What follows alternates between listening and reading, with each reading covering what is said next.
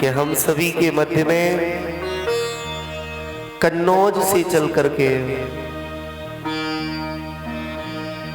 ठाकुर जी से अन्यान स्नेह, और ये तो ऐसा प्रतीत है रहे हो जैसे इन भाइयों से ना तो मेरा यजमान का कोई रिश्ता नहीं है अपने भाई। रात्रि के सत्र में पंचम स्कंद की कथा को श्रवण करे हो। जो ये भागवत जी का पंचम स्कंद है ना, ये हमारी 5 प्रकृतियों से जीव के मन को खींच करके परमार्थ में लगाने वाला जो, क्योंकि एक मन है, दूसरा जीव है और तीसरा इसके अंदर छुपी हुई आत्मा है। अब आप कहेंगे महाराज 3 कैसे है जानिए? मन अलग है, जीव अलग है, आत्मा अलग है। कहने का आशय है कि वैसे तो ये 3 अलग हैं, लेकिन ये तीनों जब एक में होते हैं तब प्यारे, जैसे जल तत्व अलग है, वायु तत्व अलग है, पृथ्वी तत्व अलग है। जब 5 तत्व एक हो जाएंगे तभी तो ये शरीर बन सकता है। ऐसे ही जीव, आत्मा और मन, ये तीनों पृथक पृथक है। जब कोई मन के वशीभूत जीव होता है तो उसकी वृत्तियां बैरमुखी होती हैं। पंचम स्कंद कहता है कि 5 प्रकृतियों से, वैसे प्रकृति 8 है, अष्टदा प्रकृतियों का वर्णन है, 8 आवरणों के मध्य में जीव बना होता है। जब जीव का जन्म होगा तो जो दाई मैया होती है, आप कभी भी देखियो किसी भी जानवर की जो झिल्ली होती है जीव की, उसमें 8 परत होती है। प्रथम दिवस की कथा में आपने श्रवण करे होगा कि जिस दिन जगत पिता ब्रह्मा ने अपने शरीर को त्यागा, उस समय मरीच आदि ऋषियों ने ये बार बार कहा, बोले तात आप शरीर को त्याग रहे हो तो इस प्रकृति का क्या होगा? और इस प्रकृति का नाम दूसरा, इसे अष्टांगनी भी कहा गया। क्या कहा गया? अष्टांगनी। जो लोग कबीर बीजक को पढ़ते होंगे, कबीर बीजक नहीं पढ़ा होगा तो ज्ञान गंगा जो थोथा का ज्ञान चल रहा है समाज में, उसमें आप ज्ञान गंगा के सृष्टि रचना को आप पढ़ना। उसमें स्पष्ट लिखा हुआ है प्राकृतिक दुर्गा है जिसे कहा गया अष्टांगनी। अब यदि अष्टांगनी कहा गया तो मां तो दुर्गा का स्वरूप है और दुर्गा अष्टांगनी हो नहीं सकती। अष्टदा जो प्रकृति है जीव के मन में, 8 प्रकार के आवरणों से बना हुआ मन, 8 रस्सियां इस जीव को निरंतर जकड़े रहती है प्यारे। 8 रस्सियों से कम में जीव बनता ही नहीं है।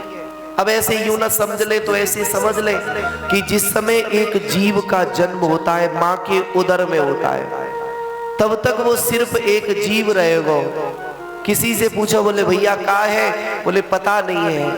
माँ को भी ये मालूम नहीं है कि इसमें लाला होएगो या लाली होएगी, बाहर आवेगो कि नहीं आवेगो, लेकिन जब तक गर्भ में है तब तक तो प्यारे वो जीव है। और जैसे ही गर्भ के बाहर आयो, अगर लाला भयो, डॉक्टर ने कह दी बोले भैया लाला है गयो, तो एकदम बाहर से आवाज जावेगी बूढ़े से बाबा के जोरे, बोले लाला भयो, तो बाबा एकदम कहेगा बोले मेरे घर में तो पोता को जन्म है गयो। एकदम काका चिल्लावेगो बोले भतीजे को जन्म है गयो। और बुआ बावरी है जावेगी बोले भतीजो आयो, भाई को भाई आए गयो, पिता को पुत्र भयो, मामा को भांजे को जन्म भयो। तो विचार करो कितने जन्म हुए वहां, 10-20 तो आए नहीं है। जन्म किसका हुआ? सिर्फ एक जीव का।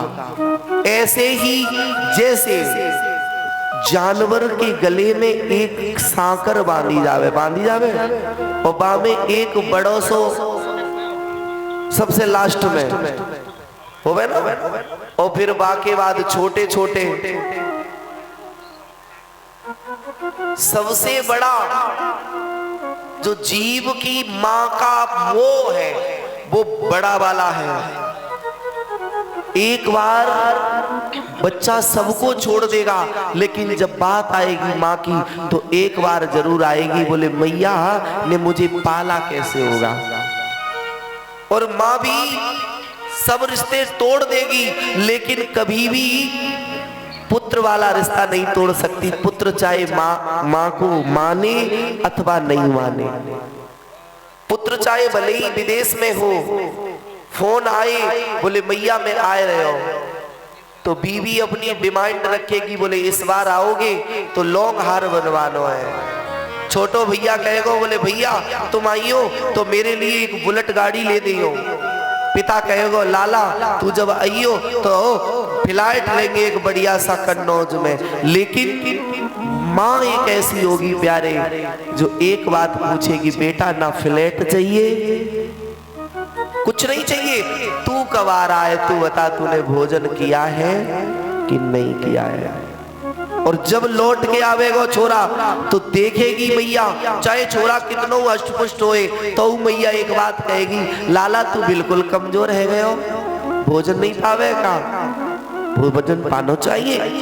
मेरे प्यारे आचार्य संत कहते हैं यही अष्टदा प्रकृति जो माँ का हृदय है, ये माँ का हृदय ही वात्सल्य के रूप में परिणित होता है। और कितना भी निठुर प्राणी हो, अब ऐसे नहीं तो दूसरी तरह से समझ ले, 24 घंटे में कितने पहर होते हैं?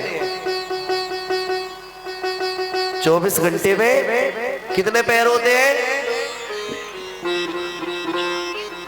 परिचित जी कितने पहर होते हैं? पहर पहर पहर, पैर नहीं बता रहे चलवे वाले, पहर पहर। कितने पहाड़ होते हैं? 8। बहुत सुंदर भैया, कथा मन से सुनती हो इसका मतलब, हाँ सुनना भी चाहिए। 8 पैर होते हैं, 4 दिन के और 4 रात्रि के। इन अष्ट पहरों में कितना भी दुष्ट प्राणी हो, एक न एक बार उसके मन में भी दया आएगी। और दया के पहर गिने चुने हैं। अब प्रैक्टिकल हम आपको बताएं कि दुष्ट है या सज्जन है। सुबह उठ करके कितना भी बड़ा दुष्ट होएगा तो उसके अंदर भी कुविचार नहीं आएंगे। सुबह सुबह सभी के अंदर सुविचार आएंगे। सुबह के पहर में सुविचार आएंगे, और जैसे जैसे दिन चढ़ेगा वैसे वैसे बाकी बुद्धि पे विकार चढ़ेंगे। सांझ हो जाएगी, सांझ के समय स्थिति वो होगी कि लोग बुराइयों में पूरी तरह लिप्त हो जाएंगे। और बताओ सांझ के समय जब ड्यूटी वाले ऑफिस से आ जावे तो कितना भी बड़ा सज्जन हो वो भी प्यारे फिर आकर के बुराई जरूर कहेगा, बोले मोहल्ला में खाए रहो, बोले वहां लड़ाई है गई। क्यों? क्योंकि वो समय ऐसा है। और रात्रि के फिर जो पहला चरण है, 4 चरण दिन के हैं, रात्रि के 4 चरण है प्यारे। पहले चरण में रोगी जागेगा, पहले चरण में रोगी जागेगा, दूसरे चरण में भोगी जागेगा, चोर जागेगा दूसरे चरण में, तीसरे चरण में फिर कोई योगी जागेगा, और चौथे चरण में कोई संत जागेगा। लेकिन आज की विडंबना यह है कि हम सभी पहरों में जागते हैं। क्यों जागते हैं कोई मतलब नहीं है, लेकिन जाग रहे हैं और जग भी पाए नहीं। अभी तक जो जागते रहे वो जग नहीं सके। तीसरे चरण में जागो, दूसरे चरण में जागो, प्रथम चरण में जागो प्यारे। लेकिन जीवन में विकारों से यदि हम नहीं जग सके तो प्यारे हमारे जीवन का कोई अस्तित्व नहीं है। फिर कथा सुनने से, भागवत करने से, भागवत कराने से कोई लाभ नहीं हो सकता, फिर तो वही होगा, तूने हीरा सोजन मोह गवायो, भजन बिन बाबरे। तेने हीरा सोजन मोह गवायो, भजन बिन बाबरे। बजाना नहीं है, तुम्हें बता रहे हैं, सिर्फ बना गाते तो हम दूसरी ले में गाते, हम तो तुम्हें बता रहे हैं हीरा ऐसा जन्म बेमतलब में आपने गंवा दिया, और ये हीरा ऐसा मिला है कि इसका ये मौका चूक गया, फिर दूसरा मौका मिलने वाला नहीं है। अभी सामर्थ्य है तो यहां से कन्नौज तक कथा सुन सकते हो, और कथा सुनकर के जीवन में धारण कर सकते हो बंधुओं, और जब सामर्थ्य नहीं होगी तो फिर कुछ नहीं कर सकते हो। भरत के जीवन में सामर्थ्य थी, भरत ने राजा रहुगढ़ को उपदेश किया। कल के प्रसंग में आपसे भी श्रवण कर रहे थे, रात्रि बेला में भरत ने कहा, बोले अरे रहुगढ़ जा रहा था कपिल भगवान से सांख्य शास्त्र पर भाष्य करने के लिए, और कपिल से बड़ा कोई योगी नहीं हो सकता। कपिल ने सांख्य शास्त्र के ऊपर बड़ा विश्लेषण किया, और जिस समय कोई नहीं मिला तो भरत जी मिल गए। भरत जी को लेकर के आए, पकड़ लो, बोले चल पालकी में लग जा। अब भरत जी एकदम हष्ट पुष्ट पालकी में लग गए प्यारे, चलने लगे। आगे एक चींटियों का झुंड मिला, भरत जी ने छलांग लगाई तो चींटियों का झुंड तो बच गए हो, लेकिन पालकी का बैलेंस बिगड़ा। रहुगढ़ ने कहा, बोले अरे तुम कौन हो, तुम्हें ये पता नहीं मैं तुम्हारा राजा हूं, अभी मैं नीचे उतरा तो तुम्हें ओले से बरसा दूंगा। मेरे प्यारे भरत जी को तीनों कहारों ने डांटा, बोले अरे मोटे से आदमी, तो कोई या पता ना ने जी राजा है ये दंड देगा, तो या की पालकी को संतुलन में रख। भरत जी ने कहा भैया मैं कबू चले हो ना ले। बोले ठीक है। आगे भरत जी चले, और जैसे ही चले तो बड़ा सा चींटियों का झुंड दिखाई दिया, तो भरत जी ने पुनः लंबी सी डग भर दी, लंबी सी छलांग लगाई, पालकी हिली डुली, बैलेंस बिगड़ा और पालकी जमीन पर गिर गई। राजा रहुगढ़ नीचे उतरा, कोड़ा निकाला और जैसे ही मारने के लिए उद्यत भयो, भरत जी ने सोचा, बोले अरे राजा पहले तो मैं ब्राह्मण हूं, दूसरा मैं अवधूत संत हूं। संतों में कई एक महाराज कई एक पंथ है, हमारे यहाँ 12.5 पंथ है संतों के अलग अलग, जिसमें उदासीन है, वैष्णव है, सन्यासी है, पंचनामी है, दशनामी है, अलग अलग श्रेणी के संत हैं। अवधूत वेश में रहने वाले भरत जी ने सोचा, बोले इस राजा ने अगर जरा सा भी कोड़ा मार दिया तो राजा की अधोगति हो जाएगी। और भरत जी वैसे तो मौन रहते हैं, और मेरे प्यारे भरत जी ने बोलना चालू किया। जब बोले तो राजा रहुगढ़ के हाथ से कोड़ा छोटा। राजा रहुगढ़ से एक ही प्रश्न किया, बोले राजन तू एक बात बता, तू किसको मारेगा? ना तो तू राजा है और ना मैं कोई फकीर हूं, जो आत्मा तेरे अंदर है वही आत्मा मेरे अंदर है, तो तुझे दंड देने का अधिकारी किसने बना दिया? राजा रहुगढ़ ने कोड़ा फेंका, देखा अवधूत वेश में, प्रणाम किया, बोले महाराज ऐसो प्रतीत है रहे हो कि कहीं आप स्वयं कपिल भगवान ही तो नहीं आ गए। एकदम दूसरे तर्क को बोल दिया। कभी जीवन में बोलने का मौका आए ना प्यारे, तो ऐसा बोलो जिससे किसी की आत्मा को कष्ट ना पहुंचे। जो शब्द हमें प्रिय नहीं लगते हैं वो दूसरे को प्रिय कैसे लगेंगे, ये सोच लो। जब भी कभी बोलो ना तो हृदय की तराजू में तौल लो। उसके बाद मुख से रुकना। लेकिन पहले का नियम क्या होता था? बोले ऐसी वाणी बोलिए, ऐसी वाणी बोलिए मन का आपा खोए, औरन को शीतल करे तो आप हो शीतल होए। लेकिन आज का नियम क्या है? बोले ऐसी वाणी बोलिए जो डट के झगड़ा होए, पर बासों मत बोलियो जो खुद से तंगड़ा होए। आज की स्थिति ये है प्यारे, हमसे कोई बुरा कहे तो हम लोगों को ऐसा बुरा लगता है और हम सोचते हैं सामने वालों से हम गालियां देते रहे।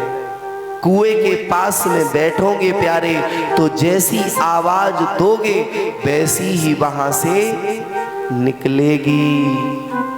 और हम किसी को गाली दे और दूसरे से सम्मान चाहे, मिल जाएगा? नहीं मिलवे वारो। आज की स्थिति क्या है कि हम लोग ज्यादा बोलते हैं तो हमारी वाणी का कोई अस्तित्व नहीं रहता है। आप कभी विचार करके देखना कि जो प्राणी ज्यादा बातें करे ना तो लोग क्या कहते हैं? अरे भैया वो तो ऐसा ही है, बाकी बात को कोई वजूद है का? बाकी बात गधा की लात बराबर है गई। लेकिन जो कम बोलता है, कम बोलो लेकिन अच्छा बोलो। और आजकल की स्थिति क्या है महाराज? जैसे दो लोग बैठे हो और एक बोलने का मौका मिले तो फिर वो बोलता ही रहता, बोलता ही रहता, बोलता ही, दूसरा वाला देखता रहता, भैया जी अब शांत है जाए, अब शांत है जाए। और जब दूसरे वाले को मौका मिलेगा तो वो फिर नंबर किसी का नहीं आने देगा। हाँ सच में, फिर वो दूसरे वाले को एक बात, दूसरी बात, तीसरी बात। अरे भैया जी दूसरी तीसरी के चक्कर में तेने जीवन बिताए दे हो। ये बातें कभी खत्म हुई? जीवन में दो चीजें आप देखना, एक न्यूज पेपर, न्यूज पेपर कभी ऐसा आया कि जिसमें कुछ ना लिखा हो? बताओ आज दिन तक आया हो? या कभी संवाददाता ने ये कहा हो कि आज कोई खबर नहीं है? कहा? नहीं कहा। ऐसे ही हमारा मन कभी प्यारे ये नहीं कह सकता कि आज मेरे यहाँ कोई बेकार नहीं है। ये मन कब तक नहीं कहेगा? जब तक इसे प्रभु नाम की रटन नहीं लगेगी प्यारे।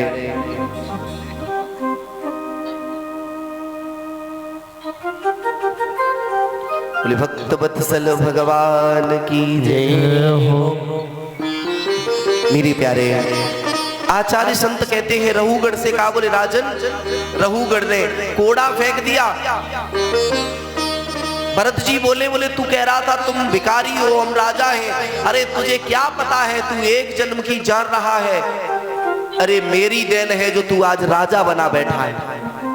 रहुगढ़ की वो छोड़ गए। रहुगढ़ ने कहा मैं राजा और इस फकीर की बदौलत। तो भरत जी ने कहा अरे रहुगढ़ तुझे नहीं पता है, तू क्या जानता है? तू 2-4 वर्ष की नहीं जान सकता, बरसों की तू सोचे पल का नहीं ठिकाना। तू तो पल इतने दिन की जान रहा होगा, लेकिन मैं तुझे बता रहा हूं। बोले क्या? भरत जी ने पूर्व चरित्र की कथा कह दी। भरत जी ने कहा अरे रहुगढ़ तू जो बता रहा है ना कि मैं राजा हूं, तो ये कृपा मेरी है, मेरी। यदि मैंने तुझे उस जलाशय से नहीं निकाला होता तो तू आज राजा नहीं बना होता। रहुगढ़, यही रहुगढ़ पूर्व जन्म में जो मृग, कल रात्रि की बेला में आपने कथा को श्रवण किया, जो मृगी के उदर से मृग सावरा नदी में बह गया और भरत ने करुणा कर दी तो उस मृग सावरे को उठा करके लाए बंधुओं। यही संत के हाथ से प्रसाद पाया, संत के हाथ से जूठी घास पाई और संत के यहाँ रहे। तो संत तो वही है जो जीवन का ढंग बदल दे। संत की कृपा हो गई। तो भरत जी ने कहा अरे रहुगढ़ तू पहले जन्म में एक मृग का बच्चा था और मैं तब भी एक विप्र कुल में ही जन्मा था, एक संत था। लेकिन तू तो मेरे यहाँ सेवा में आया, मैंने तुझसे प्रेम कर लिया, मैंने तुझसे प्रेम कर लिया। और प्रेम कर लिया तो प्रेम का परिचय ये नहीं होता है, प्रेम का परिचय होता है अपने मित्र को अपने जैसा बना लेना, तब तो प्यारे प्रेम है, नहीं तो प्रेम नहीं है। फिर तो एक सौदा हो गई। भरत ने प्रेम किया मृग से तो विचार किया, बोले अरे ये मृग है, मैं मानव हूं, इसका मेरा समन्वय नहीं है। तो भगवान से ऐसी प्रार्थना करी। संत की संगति का असर ये हुआ कि मृग ने जब शरीर छोड़ा तो राजा रहूगढ़ के रूप में प्रकट हुआ करके। भरत जी की बात सुनी राजा रहूगढ़ के और होश उड़ गए। बोले अरे गुरुदेव, मुझे तो ऐसो प्रतीत है रहे हो, अभी तो लग रहे हो तो कि आप कपिल भगवान हैं, लेकिन अब तो प्रतीत है रहे हो कि आप भगवान हैं। बोले नहीं, ये प्रेम की पराकाष्ठा है। प्रेम में दो शब्द होते हैं प्यारे। कल भी मैंने इस चीज से थोड़ी देर भाष्य किया था कि प्रेम में द्वितीय नहीं है, वहां एक ही है। अब प्रेम का एक नया शब्द, प्रेम में प्यारे प्रेमी को कभी परखना नहीं चाहिए, जांचना नहीं चाहिए। और हम लोग क्या कहते हैं, बोले भैया मौका मिलेगा तब तुम्हें देखेंगे, तब तुम्हें आजमाएंगे, तुम्हें परखेंगे। तो इसका मतलब तुम चाहते ही हो, तुमने दोस्ती इसीलिए करी है कि हमें कभी जरूरत पड़ेगी तुम्हारी। प्रेम समर्पण का नाम है। जिस दिन प्रेम हो जाए उसी दिन कह दो, बोले भैया तू चाहे मेरे काम आए या ना आए, हमें जिस दिन जरूरत पड़, तुझे जरूरत पड़ेगी तो हम तेरे लिए खड़े हैं। और प्रेम जो कहा जाए वो प्यारे प्रेम नहीं हो सकता, क्योंकि प्रेम तो अनायास होता है। कहकर के हुआ वो तो सौदा हो गई। अब बताओ, प्रेम में प्रेमी से होता है विश्वास। क्या होता है? विश्वास। अब इसमें दो शब्द है, विष भी है और आस भी है। विष भी है और आस भी है। अगर तुम सच्चे प्रेमी हो, सच्चे मित्र हो प्यारे, तो उसे विष के चक्कर में ना पड़ो, उससे सिर्फ इतनी आशा रखो, उस विश्वास को जोड़ करके विश्वास को भरोसे में परिवर्तन कर दो, तब तो प्यारे मित्रता साकार होगी। नहीं तो कोई मित्रता नहीं। जिसने मित्रता करी और मित्रता करने वाले ने मित्र को एक साइड पर लगाया। जैसे एक भमरे ने एक बार पुष्प को छोड़ा और छोड़ करके भमरा एक घर के ऊपर भ्रमण करने लगे हो। जैसे ही करे हो तो वहां पर एक गोबर से निकला हुआ गुबड़ीला है प्यारे। उसने कहा, बोले भैया देख, तू भी एक कीट है और मैं भी एक कीट हूं। मैं पुष्प पर किलोरे करता हूं, तू इस गोबर में बंधा रहता है। भाई मेरे, हम तुम दोनों मित्र बन जाओ। गुबड़ीले ने कही, अरे भैया तेरी मेरी कहां बराबरी है? तू पुष्प पर बास करवे वारो और हम गंदगी में रहवे वारे। भैया तेव मेरो मेरु नायने, भैया हम तेज जैसे नहीं है पाएंगे।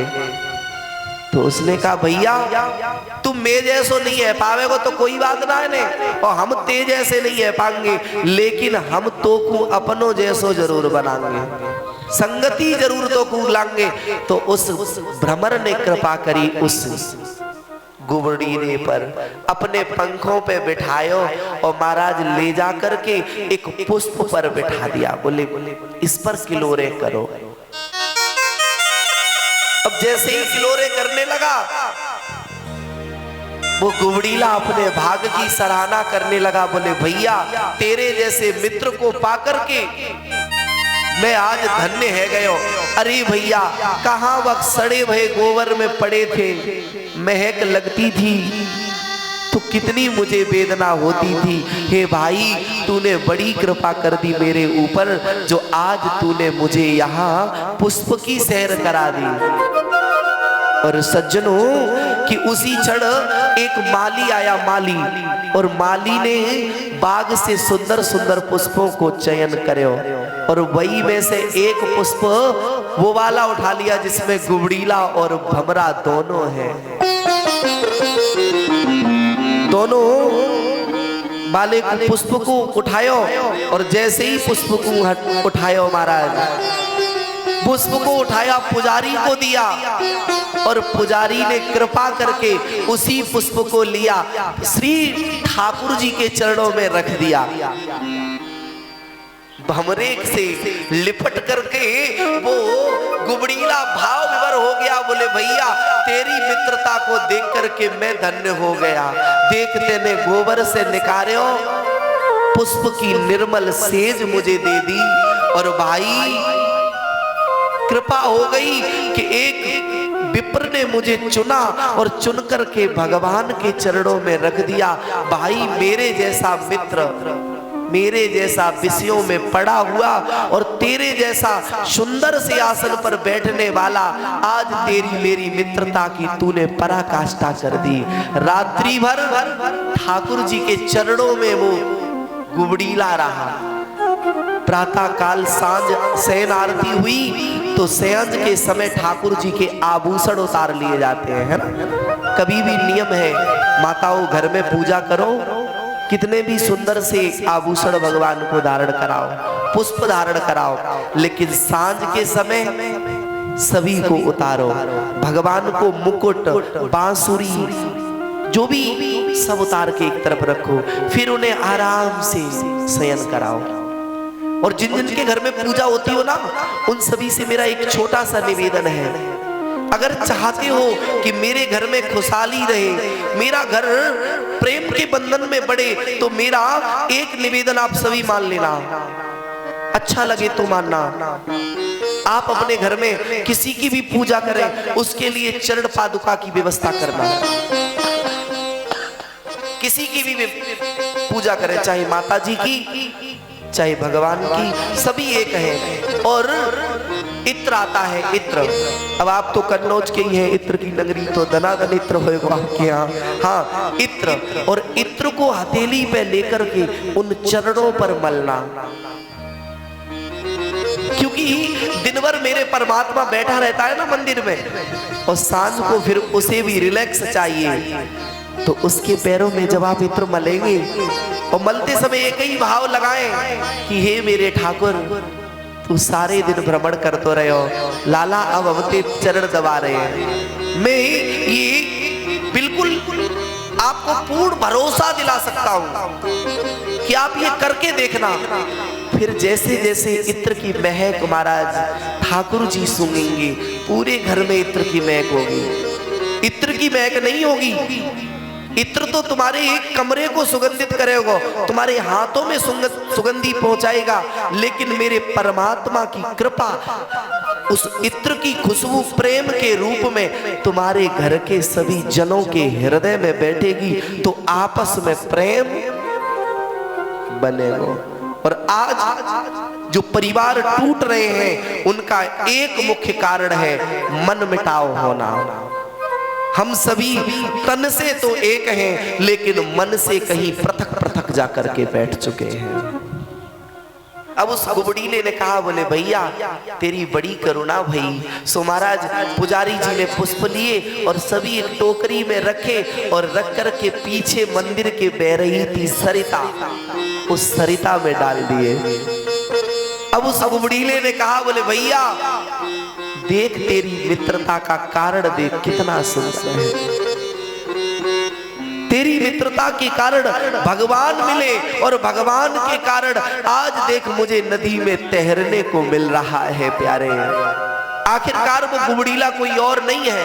भरत जी ने कहा, बोले अरे राजा रहूगढ़, तू जिस राजा साई की बात कर रहा है ना, हम सभी उस गुबड़ीली की तरह है। प्यारे, ये जगत क्या है? बोले जगत में जो विषय है, जगत में जो विकार है, ये गंदगी प्यारे गोबर की तरह है। और गोबर तो फिर भी काम आ जाता है, लेकिन मनुष्य के का ये शरीर, मनुष्य के शरीर से आने वाले कुविचारों की दुर्गंधी किसी काम नहीं आती है। और जब इस गुबड़ीले रूपी जीव की मित्रता किसी भमरे रूपी सदगुरु से होती है, तो आचार्य और सदगुरु कृपा करते हैं प्यारे, इस भमरे रूप गुबड़ीले रूपी जीव पर इसे समाज से उठाते हैं। बोले आजा।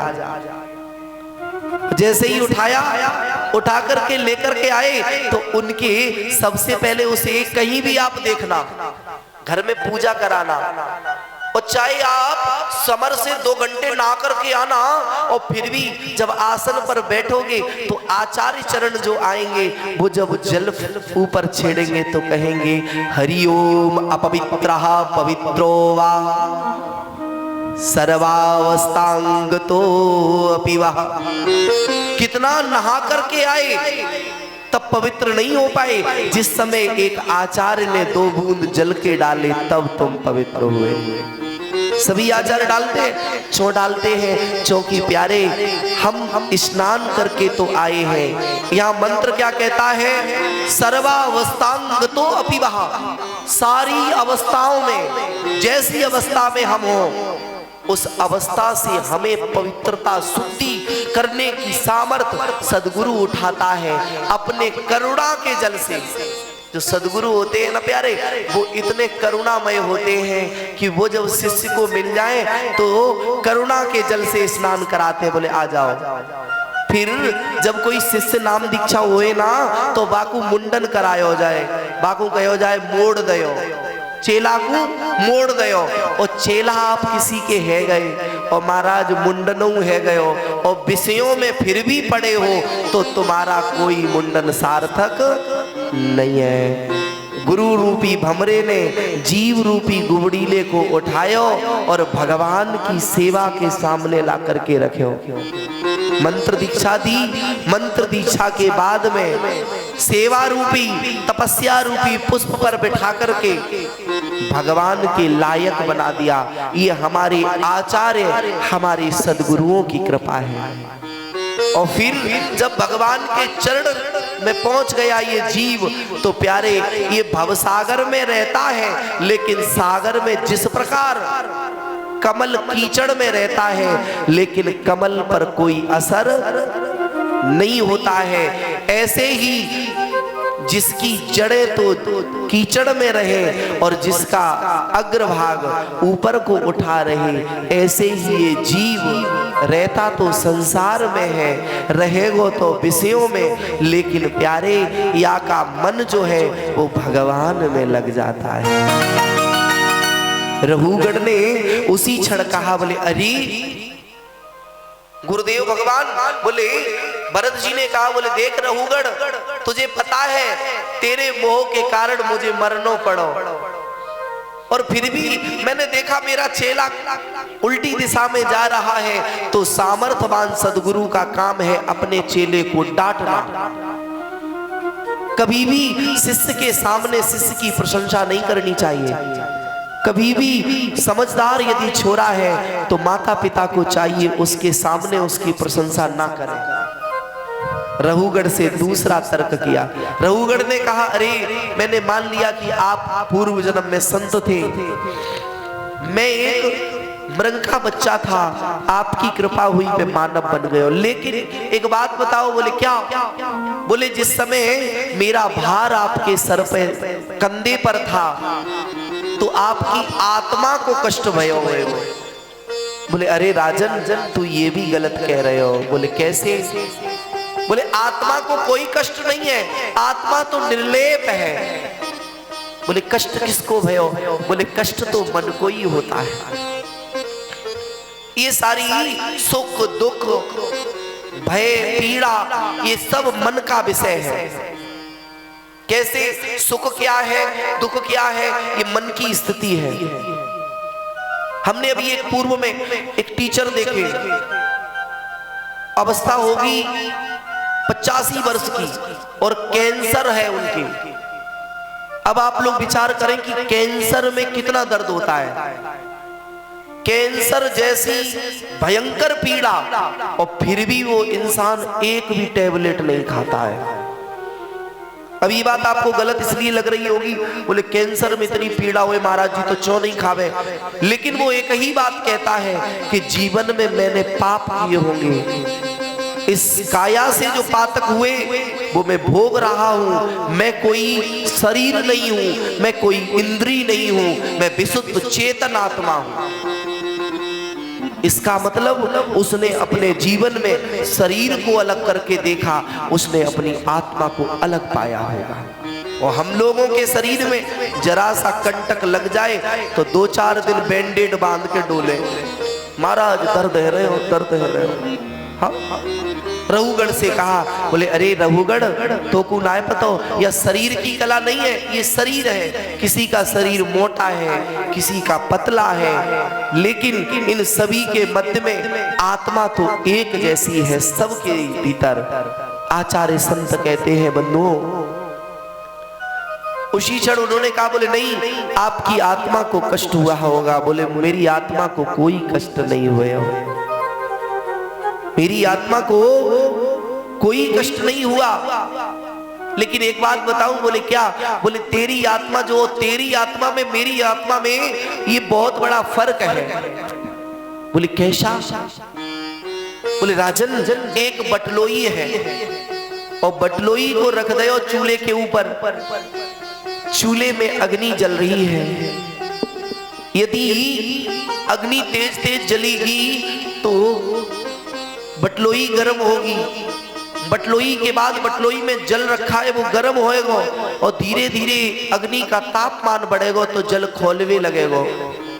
और बाद में राजन तू समझदारी से बताइयो, वो खोलते भये जल में यदि हम चावल डाल दें तो क्या होएगा? तो रघुगढ़ ने कहा महाराज सीधी सी बात है, वो पक जाएंगे चावल। बोले अच्छी बात है राजा। बोले उसी खोलते भये पानी में यदि हम पत्थर डाल दे तो क्या होएगा? बोले पत्थर नहीं पक सकते। बोले बस इतना अंतर है, तेरी आत्मा एक पत्थर की तरह हो चुकी है और मेरी आत्मा एक चावल की तरह है। कहीं आप जा रहे हैं, कहीं देख दुखिया, दुखी तेरा मन है, तो यही तो भजन है, यही तो भजन है। जरूरी नहीं है कि तुम मंदिर जा रहे हो तो मेरे प्यारे कोई रोड के किनारे बैठा है और वो प्यासा है और वो कह रहा है भैया पानी पिला दो, तो आप क्या कहोगे? मंदिर में बाबा भोले बाबा को पिलाएंगे? और कहते ही है अक्सर कर लोग, मंदिर बाहर बैठा है उसे नहीं। अरे मेरे बंधुओं, तुम एक बार शंकर को जल पिलाने वाले लोटे को यदि उस बाहर बैठे वाले को पिला दोगे तो शंकर खुश हो जाएंगे। एक बड़ी सुंदर सी बात, आज का जमाना है प्यारे कि जीव जो खाता है उसे कोई खिलाता नहीं है और जो नहीं खाता है उसके मुंह में ठूसता है। हमने कल देखा उस मंदिर में मेरी मैया अगर बाई चांस काऊ की उंगली को खाए ले, काऊ हुई, हाँ, बूढ़ी सी मेहताई को तो भोजन ना ने, और हमारी भगवती महाकाली के कल मुंह में काऊ ने पेड़ा ठूस दयो, हाँ मूर्ति में। बोले बप्पा जिले क्या नियम है? सभी लोग पूजा करने जाते, भैरव बाबा को कल मुंह हमने कहीं चक्कर में ना पड़ जाओ जो भैरव बाबा है, और उनका मुंह कहीं कहीं खुले मंदिर में, यहाँ तो गेट है, कहीं कहीं खुले मंदिर में महाराज कुत्ता आ जाए और भगवान के मुंह पे सैनिटाइजर कर जाए, तो तुम्हें पुण्य मिलेगा या पाप? पाप मिलेगा। कथाएं सुनते हैं, सब कुछ करते हैं, कभी भी किसी भी मूर्ति के सामने आप ले जाओ, सिर्फ यूं करके दर्शन कराओ, और दर्शन करा के मंत्र आता हो तो अच्छी बात है, नहीं आता हो, मंत्र वैसे कहते किसे हैं? मंत्र को हिंदी में कहते हैं सलाह। क्या कहते हैं? सलाह। जैसे मंत्र गुप्त बात है, अब मंत्री, तो मंत्री क्या होता है? बोले सलाहकार होता है ना। जब मंत्री सलाहकार है तो मंत्र माने है सलाह, और सलाह कब होगी? किसी शत्रु से होगी, मित्र से सलाह होगी। बोले भैया तेरी मेरी बिल्कुल पक्की यारी है, सलाह है आपस में। अब एक बार तुम भगवान से सलाह करके तो देखो, अब भगवान से सलाह है नहीं और भोग ले लेके कुत्तन पे चटवा रहे मूर्ति को, क्योंकि आपकी बात हम आपके सामने कहेंगे। अगर अभी तक जितनी भी कथाएं हुई और आज भी ये भगवती कथा करा रही है, इस कथा के बाद यदि 10 लोग नहीं सुधरे तो मेरा कथा कहना बेकार और आपकी कथा सुनना बेकार। हम इसकी लालसा से कभी कथा नहीं करते कि भैया मेरे से चिमचागिरी होती नहीं किसी की, क्योंकि चिमचा चाहे बाल्टी में पड़ेगो ताए खाली करेगो, डेंगची में रहेगो तो बाकू खाली करेगो, जा में रहेगो बाइये खाली करेगो। और जीवन में अगर खुशहाली चाहते हो तो चिमचों से सावधान रहना, जो तुम्हारे मुंह पे भैया बल्ले बल्ले है रही और पीछे हाँ देख लेना, चिमचे से सावधान रहना। चिमचे से सावधान है गए 3 लोग अगर तुमसे प्रिय बोले तो समझ लेना मेरा विनाश निश्चित हो गया। कोई भी बात विदाउट प्रमाण के नहीं बोलूंगा। आप पढ़कर के देखें रामचरितमानस सुंदरकांड, सचिव वेद गुरु, सचिव माने मंत्री, बात वहीं आ गई। सचिव वेद गुरु 3 जो प्रिय बोले उपहास, है दोहा या नहीं है? और तब तुम ये मान लेना प्रिय बोले कैसे, बोले अरे भैया तेरी बल्ले बल्ले, डॉक्टर है, डॉक्टर के पास गए, भैया बीमारी है और डॉक्टर साहब कहे मरीज साहब आओ बैठो, आपके सुई लगाए आपको दर्द होएगो, और दर्द तो होएगो ही। अब डॉक्टर साहब डरा सुई ना लगाए तो मर्ज कटेगी नहीं कटेगी। और गुरुजी के पास गए और गुरु कहे आओ चेला भगवान पधारो। हाँ, और जो गुरु ये चिमचा किस्म के हैं, आज वास्तविक बात यही है, गुरुओं के यहाँ 3 क्वालिटियां बनी बैठी हैं। धिक्कार है उन गुरुओं को जो 3 क्वालिटी बना करके बैठे हैं। मुझे पता है मेरी बात मानेगा तो कोई नहीं, लेकिन कहेंगे जरूर। धिक्कार है उन मंदिरों के पुजारी को जो वीआईपी व्यवस्था रखते हैं। काहे की वीआईपी? भगवान के यहाँ वीआईपी। तेरे पास 100 रुपए है तो तू लाइन में लग के आएगो, 1000 रुपए आए तो डायरेक्ट जावेगो। मंदिर के पुजारियों को धिक्कार है। अगर मेरी बात ठाकुर जी सुने तो वीआईपी लाइन ही खत्म हुए, लेकिन ये बात हो नहीं सकती। काहे महाराज पंडन की जेब कैसे भरेगी? वीआईपी क्या काम है? दुनिया वाले तो वैसे ही वीआईपी के चक्कर में मरे फिर रहे। वीआईपी के चक्कर में पति कमात कमात मरो जाए, पत्नी वीआईपी नहीं बन पा रही, फिर बोले मोहल्ला वाली वो पड़ोस वाली है, वो लौंग हार लेके आई, हम कंठी पहन के डोल रही, आदमी परेशान, मर जाए वो तो फिर क्या करे। हाँ, वीआईपी बन नहीं पा रहा, और कोई तो वीआईपी बने, कोई वीवीआईपी बन जाए। हाँ, मेरे प्यारे वीआईपी के चक्कर में ना रहो, मूर्तियों को दूर से स्पर्श करो। रहुगढ़ को पुनः संदेश दिया, बोले अरे रहुगढ़ तेरा हृदय पत्थर का है। रहुगढ़ ने पुनः कहा, बोले अरे गुरुदेव तो अब मुझे कृपा करके आप बताओ कि मेरा जीवन कैसे कटे, मैं कैसे उस परम तत्व को पाऊं। तो उसी समय करुणा कर दी भरत जी ने, बोले अरे रहुगढ़ जा, मैं तो को वरदान दे रहे हो, तू प्रभु के किसी एक नाम की रटना लगा दे, और जो रटना लगाता है, जो बार बार रटता रहेगा रटता रहेगा रटता रहेगा, तो एक दिन वो होगा कि वो परमात्मा तेरे ऊपर कृपा कर देगा। मार्ग दे दिया। गुरु का कार्य होता है, आचार्यों का कार्य होता है सिर्फ मार्ग देना। चलना तो हम आपको ही पड़ेगा। चलने के लिए न कोई गुरु आवेगो और न कोई आचार्य आवेंगे। आचार्यों ने हमें सिद्धांत शास्त्र और संत के रूप में आए, वो तो सिर्फ मार्ग बताया, मार्ग बता करके वो अपने यहां से चंपत हुए। यदि मार्ग हमें अच्छा मिल गया तब तो हम मार्ग पर पहुंच सकते हैं प्यारे, और मार्ग अच्छा नहीं मिला तो कुछ नहीं हो सकता। राजा रहुगढ़ ने अपनी पालकी को मुड़ाया, भरत जी को साष्टांग प्रणपात किया, बोले हे गुरुदेव, आपने जो मुझे मार्ग बताया है, आज के बाद ये रहुगढ़ संकल्प ले रहा है कि किसी पर कोई अत्याचार नहीं करूंगा। मुझे पता लग चुका है कि जो आत्मा हाथी के अंदर है वही आत्मा एक चींटी के अंदर है। परमात्मा ने सामर्थ्य सभी को दी है, लेकिन कर्मों के अनुसार कोई तो प्रारब्ध भोग रहे हैं तो वो बैठ करके पा रहा है, कोई दिन रात मेहनत कर रहा है फिर भी शाम को भरपेट भोजन नहीं है। मानस जी कहती हैं प्रारब्ध पहले रचियो बाद में रचियो शरीर, ये शरीर प्रारब्ध के अनुसार मिलता है।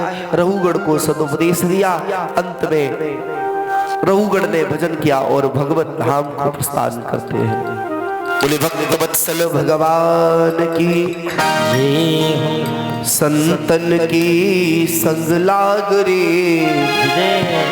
संतों की संग लाग रे, तेरी अच्छी बनेगी। संतन के संग लाग रे, तेरी अच्छी बनेगी, अच्छी बनेगी, तेरी अच्छी बनेगी, अच्छी बनेगी, तेरी अच्छी बनेगी, अच्छी बनेगी, तेरी अच्छी बनेगी, अच्छी बनेगी, तेरी अच्छी बनेगी। संतन के संग लाग रे, तेरी अच्छी बनेगी, संतन के संग लाग रे, तेरी अच्छी बनेगी। हरि बोल।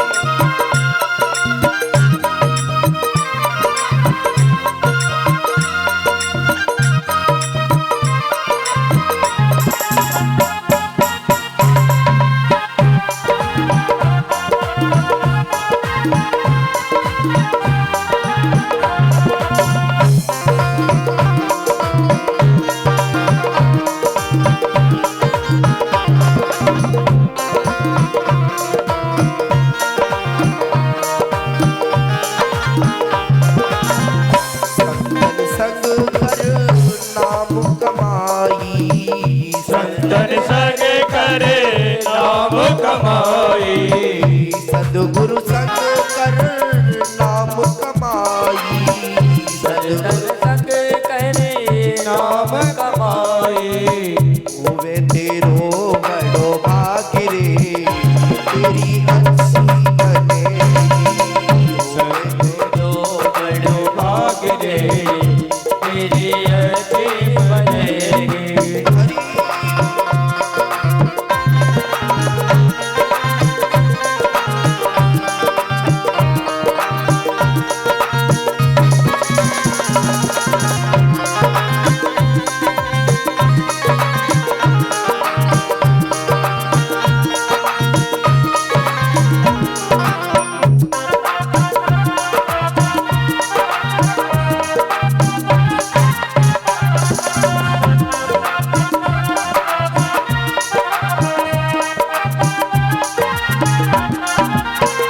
धागा से तो तू हंस बनावे, धागा से तो हंस बनावे, धागा से तो तू हंस बनावे, धागा से तो हंस बनावे।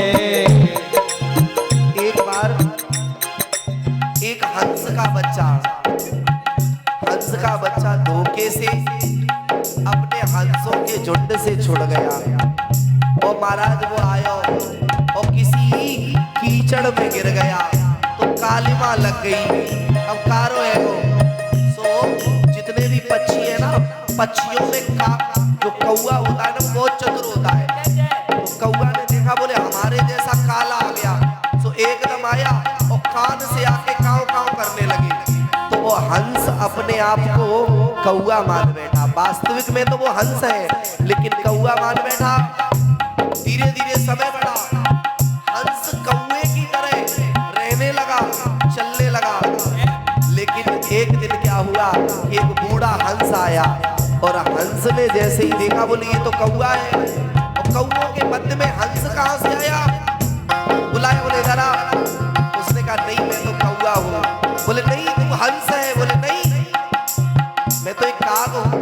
वो बूढ़ा हंस लेकर के आया और उसने एक सरोवर था सुंदर सा, उसमें उसे स्नान करवाया। कालिमा छुटी, वो भी सफेद हो गया। बोले देख भैया तेरे में और मुझ में कोई फर्क नहीं है। वो हंस, ये जीव रूपी हंस विषयों में आकर के पड़ गया तो परिवारी लोगों ने आकर के काव काव कर दी। जब कोई सदगुरु आया, सत्संग के जल में, सत्संग के सरोवर में आकर के नवा दिया, विकार रूपी कालिमा धुल गई। तो काग से हंस बनाने की श्रेणी हमारे आचार्य और सदगुरु करते हैं। कागा से तो तू हंस बनावे, कागा से तोहे हंस बनावे। छुट जाए सब दाग रे, तेरी अच्छी बनेगी। छुट जाए सब दाग रे, तेरी अच्छी बनेगी।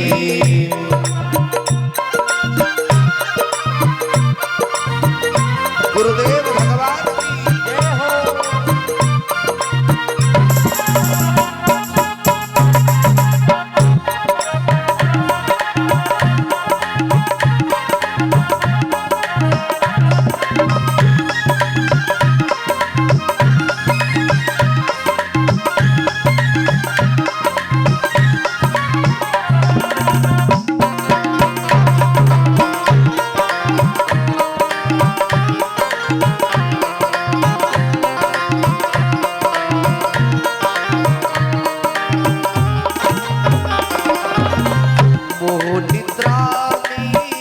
बहुत दिन सोयो, बहुत निद्रा में बहुत दिन सोयो। निद्रा में बहुत दिन सोयो। जाग सके अब जाग रे, तेरी अच्छी बनेगी। जाग सके तो जाग रे, तेरी अच्छी बनेगी। अच्छी बनेगी तेरी किस्मत जगेगी। अच्छी बनेगी तेरी किस्मत जगेगी। सतगुरु के संग लाग रे, तेरी अच्छी बनेगी। सतगुरु के संग लाग रे, तेरी अच्छी बनेगी। संगत के संग लाग रे, तेरी अच्छी बनेगी। तन के संग लाग रे, तेरी अच्छी बनेगी। तन के संग लाग रे, तेरी अच्छी बनेगी। तन के संग लाग रे, तेरी अच्छी बनेगी। बोले भक्तवत्सल भगवान की। संगति यदि संतों की है, सदगुरु की है, तो जीवन की रंगति बदल जाएगी प्यारे। आगे राजा श्री परीक्षित कहते हैं प्यारे, पाताल लोक का वर्णन है। कलियुग है, क्या है? कलियुग। अब कलियुग का अर्थ क्या है? कलियुग को अगर हम ये कह दे करियुग तो ज्यादा अच्छा होगा। संत जी का भाव है, बोलिए कलियुग तो है ही, लेकिन कलियुग कम है, ये करियुग है। जैसा करोगे वैसा पाओगे। पहले ये होता था वो महाराज आज करोगे तो फिर अगले जन्म में मिलेगा, लेकिन यहाँ ये व्यवस्था नहीं है। यहाँ जो भी करोगे आज तो शाम को मिलेगा तुम्हें, और ऐसो नहीं मिलेगा। चक्रवृद्धि ब्याज और लगेगा, सुंदर से ब्याज के साथ मिलेगा। और कहो ब्याज मिल जाए, ब्याज पे भी स्याज लग जाए, तब आपको दे दिया जाए। ये भगवान की व्यवस्था है प्यारे। कली का अर्थ होता है, हमने पूज्य स्वामी जी से सुना कि कली माने ये जो कलयुग है ये मशीनरी युग है। क्या है? कली माने मशीन, और मशीनरी युग है। आज के समय में हर काम प्यारे मशीन से ही होएगा, है ना? कोई भी काम, यहां तक कि मुर्दे को जलाने वाली भी मशीन।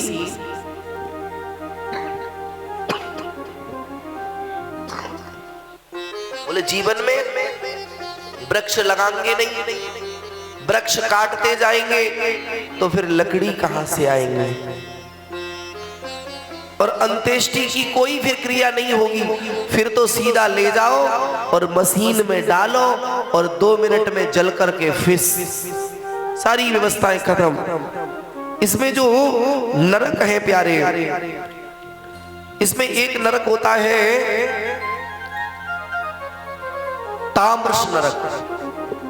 ताम्रश नरक है। राजा श्री परीक्षित ने पूछा, बोले प्रभु ताम्रश नरक में कौन प्राणी जावे? मुझे थोड़ा नरकों का वर्णन करो कि किस नरक में कैसी यातना होगी। तो आचार्य चरण कहते, बोले जो ताम्रश नरक है ना, उस नरक में वो प्राणी जाता है जो किसी के धन का हरण करता है, किसी से विश्वास में आकर के उससे पैसा ले लिया और बाद में उससे मतलब तोड़ दिया प्यारे। तो बंधुओं, ऐसे प्राणी को, बेईमानी करने वाले प्राणी को ताम्रश नरक में जाना पड़ेगा। बोले वहां ताम्रश नरक में होएगा का? बोले जितनी भी भूमि होगी वो तांबे की होगी, और नीचे से अग्नि लगा करके वो तांबा गर्म हो जाएगा, और जब गर्म होगा तो ऐसे तांबे पर उस जीव को जकड़ करके रस्सियों में, जंजीरों से उस पर चलाया जाएगा, फिर उसको वेदना होगी। परीक्षित ने कहा, बोले प्रभु इस नरक की नाम सुन करके, यातना सुन करके मेरा हृदय कंपायन मान है रहे हो। तब तक शुकाचार्य ने दूसरा नरक का वर्णन कर दिया। बोले अगला नरक है अंध्र ताम्रश नरक। बोले इसमें कौन प्राणी आएगा? बोले इसमें वो प्राणी आएगा जो अपनी बहन बेटी की लक्ष्मी को हड़पेगा, जो भाई के अंश को खाएगा। आजकल कई घर ऐसे होते हैं प्यारे कि बहन के पास पैसा है, भाई 4 बार जाएगा और पैसा ले लिया, और उसके बाद बहन से रिश्तेदारी तोड़ दी। जिस रिश्ते के मध्य में मेरे प्यारे पैसा आ गया, फिर वो रिश्ता चलने वाला नहीं है। ये मेरी बात आप अपनी ग्रंथि में बांध करके रख लेना। अगर गलत हो तो मानना, चाहे मित्र और मित्र में बहुत अच्छा संबंध हो, और जिस दिन उसमें नोट घुस गए, एक प्यारे नोट और दूसरा वोट, ये दोनों ही बर्बादी कर देंगे। नोट घुसा बीच में, मित्र पहले तो कहेगा, बोले भैया आज दे दे, हम तो कल ही लौटा देंगे। हाँ तो बात है कहा, भैया वे कल ही बारे तू ले ले, तू आज के चक्कर में नहीं पड़। रिश्तेदार जब रिश्तेदार से फोन करता है, भैया इमरजेंसी है पैसे दे दो, और तुमने यदि पैसा दे दिया, पैसा तुम्हारा होगा और तुम ही भीख जैसी मांगो, भैया दे देते बहुत जरूरत है, ये आज ना ने कल रहे, तुम तो बिना मतलब में बड़े तुम जमींदार रह गए। तो फिर थोड़े दिन बाद भैया दे दो, खुद का पैसा है और खुद ही भीख मांग रहे हो। अगर चाहते हो कि रिश्तों में दरार ना आए तो कभी भी पैसा किसी को नहीं देना। अब कोई कहेगा, बोले महाराज जी तुम्हारी बात माने और कोई हम मांगे काऊ से, तो मेरी तो गई लुटिया डूब गई। हाँ देना तब जब किसी की बात साफ हो। तुलसी की जग में बात गई, सो मरो तो मरो, न मरो तो मरो है। श्री रामायण जी में 14 प्राणी मरे हुए के समान है।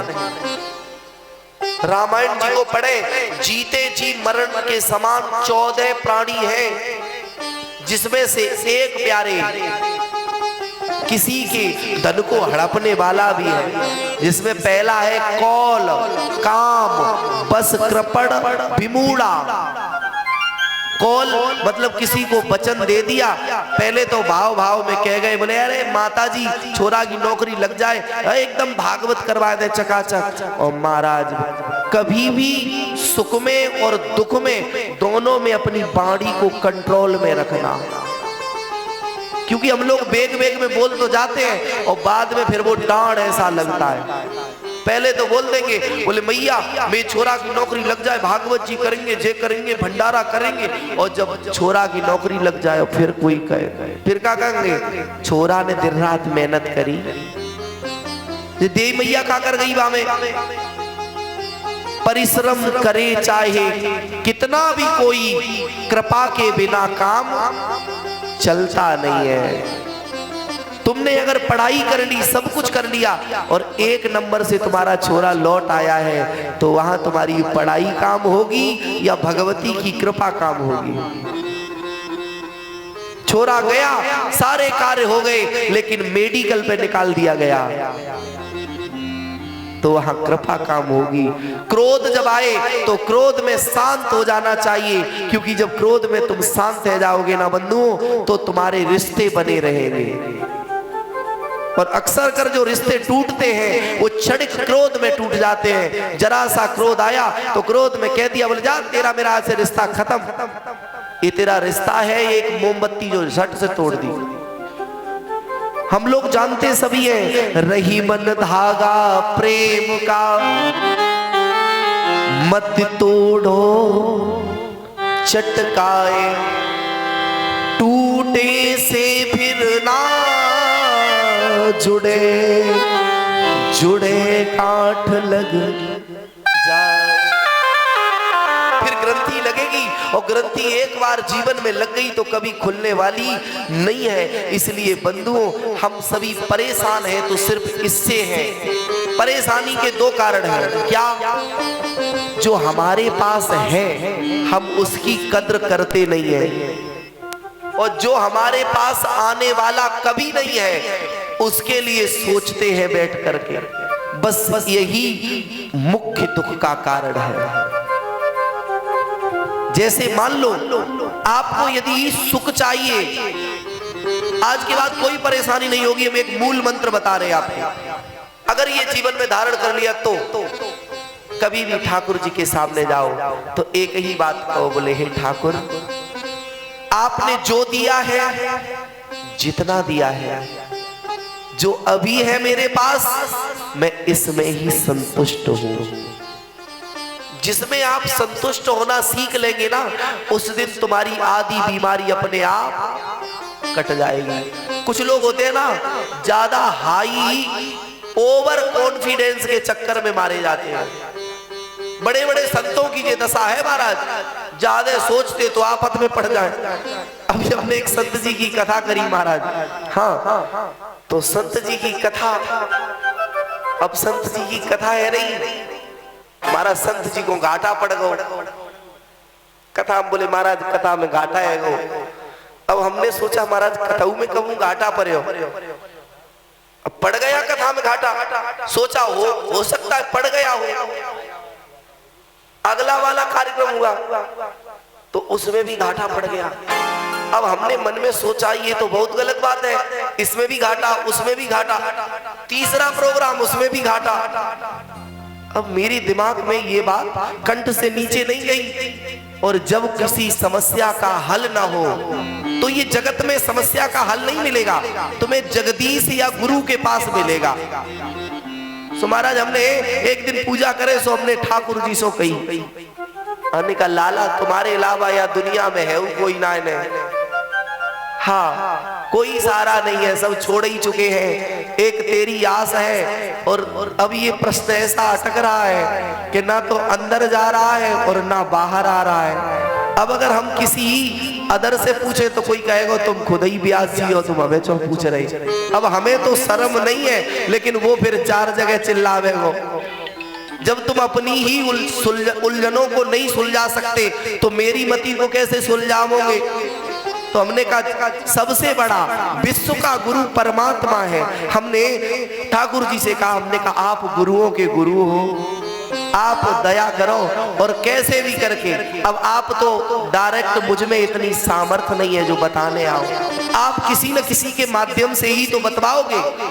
और वास्तविक बात कहता हूं मैं अपने हृदय की, आज दिन तक का रिकॉर्ड है, हमने अगर एक बार कह दिया होगा तो इन्होंने देर नहीं लगाई, और कभी कभार बिना कहे, और हम कहते नहीं वो करने को तैयार।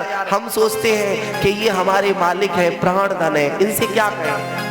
इनसे तो जब सामने जाते हैं, बिहारी जी जब हम जाते हैं ना, सच में कह रहा हूं, जो लोग मंदिर में जाएं और मंदिर में जाकर के उन्हें याद बनी रहे कि हमें ये चाहिए वो चाहिए, तो वास्तविक वो मंदिर में नहीं आए हैं, वो एक मार्केट में आए हैं। क्योंकि मार्केट में जाने पर ही तुम्हें वस्तुओं की याद रहेगी, और जिस समय तुम मंदिर में पहुंचोगे प्यारे, तो सब कुछ भूल जाओगे। वहां सिर्फ उसे देखोगे जो सामने खड़ा है, और उसकी प्रेम माधुरी में ऐसे डूबना सीख लो। और जिसने डूबना सीख लिया प्यारे, वो जीते जी मरने में बहुत आनंद है। वो मौज वहां जीने में नहीं है विषयों में, जो यहाँ पर मर जाने में मौज है। अब मैंने कहा तो इन्होंने तुरंत सुन लिया। अब हमारे एक आचार्य जी है, और आचार्य जी के रूप में, क्योंकि आचार्य होते ही है वंदनीय, वो आचार्य जी के अंदर कृष्ण ने गुरु तत्व प्रकट किया। तो हमारे आचार्य जी बोले हमसे शाम को ही, आचार्य जी बोले सुनो भैया, हमने हाँ कि एक बात बताएं, इन स्वामी जी को हर कार्यक्रम में घाटा क्यों पड़ता है? हमने कहा क्यों पड़ता है?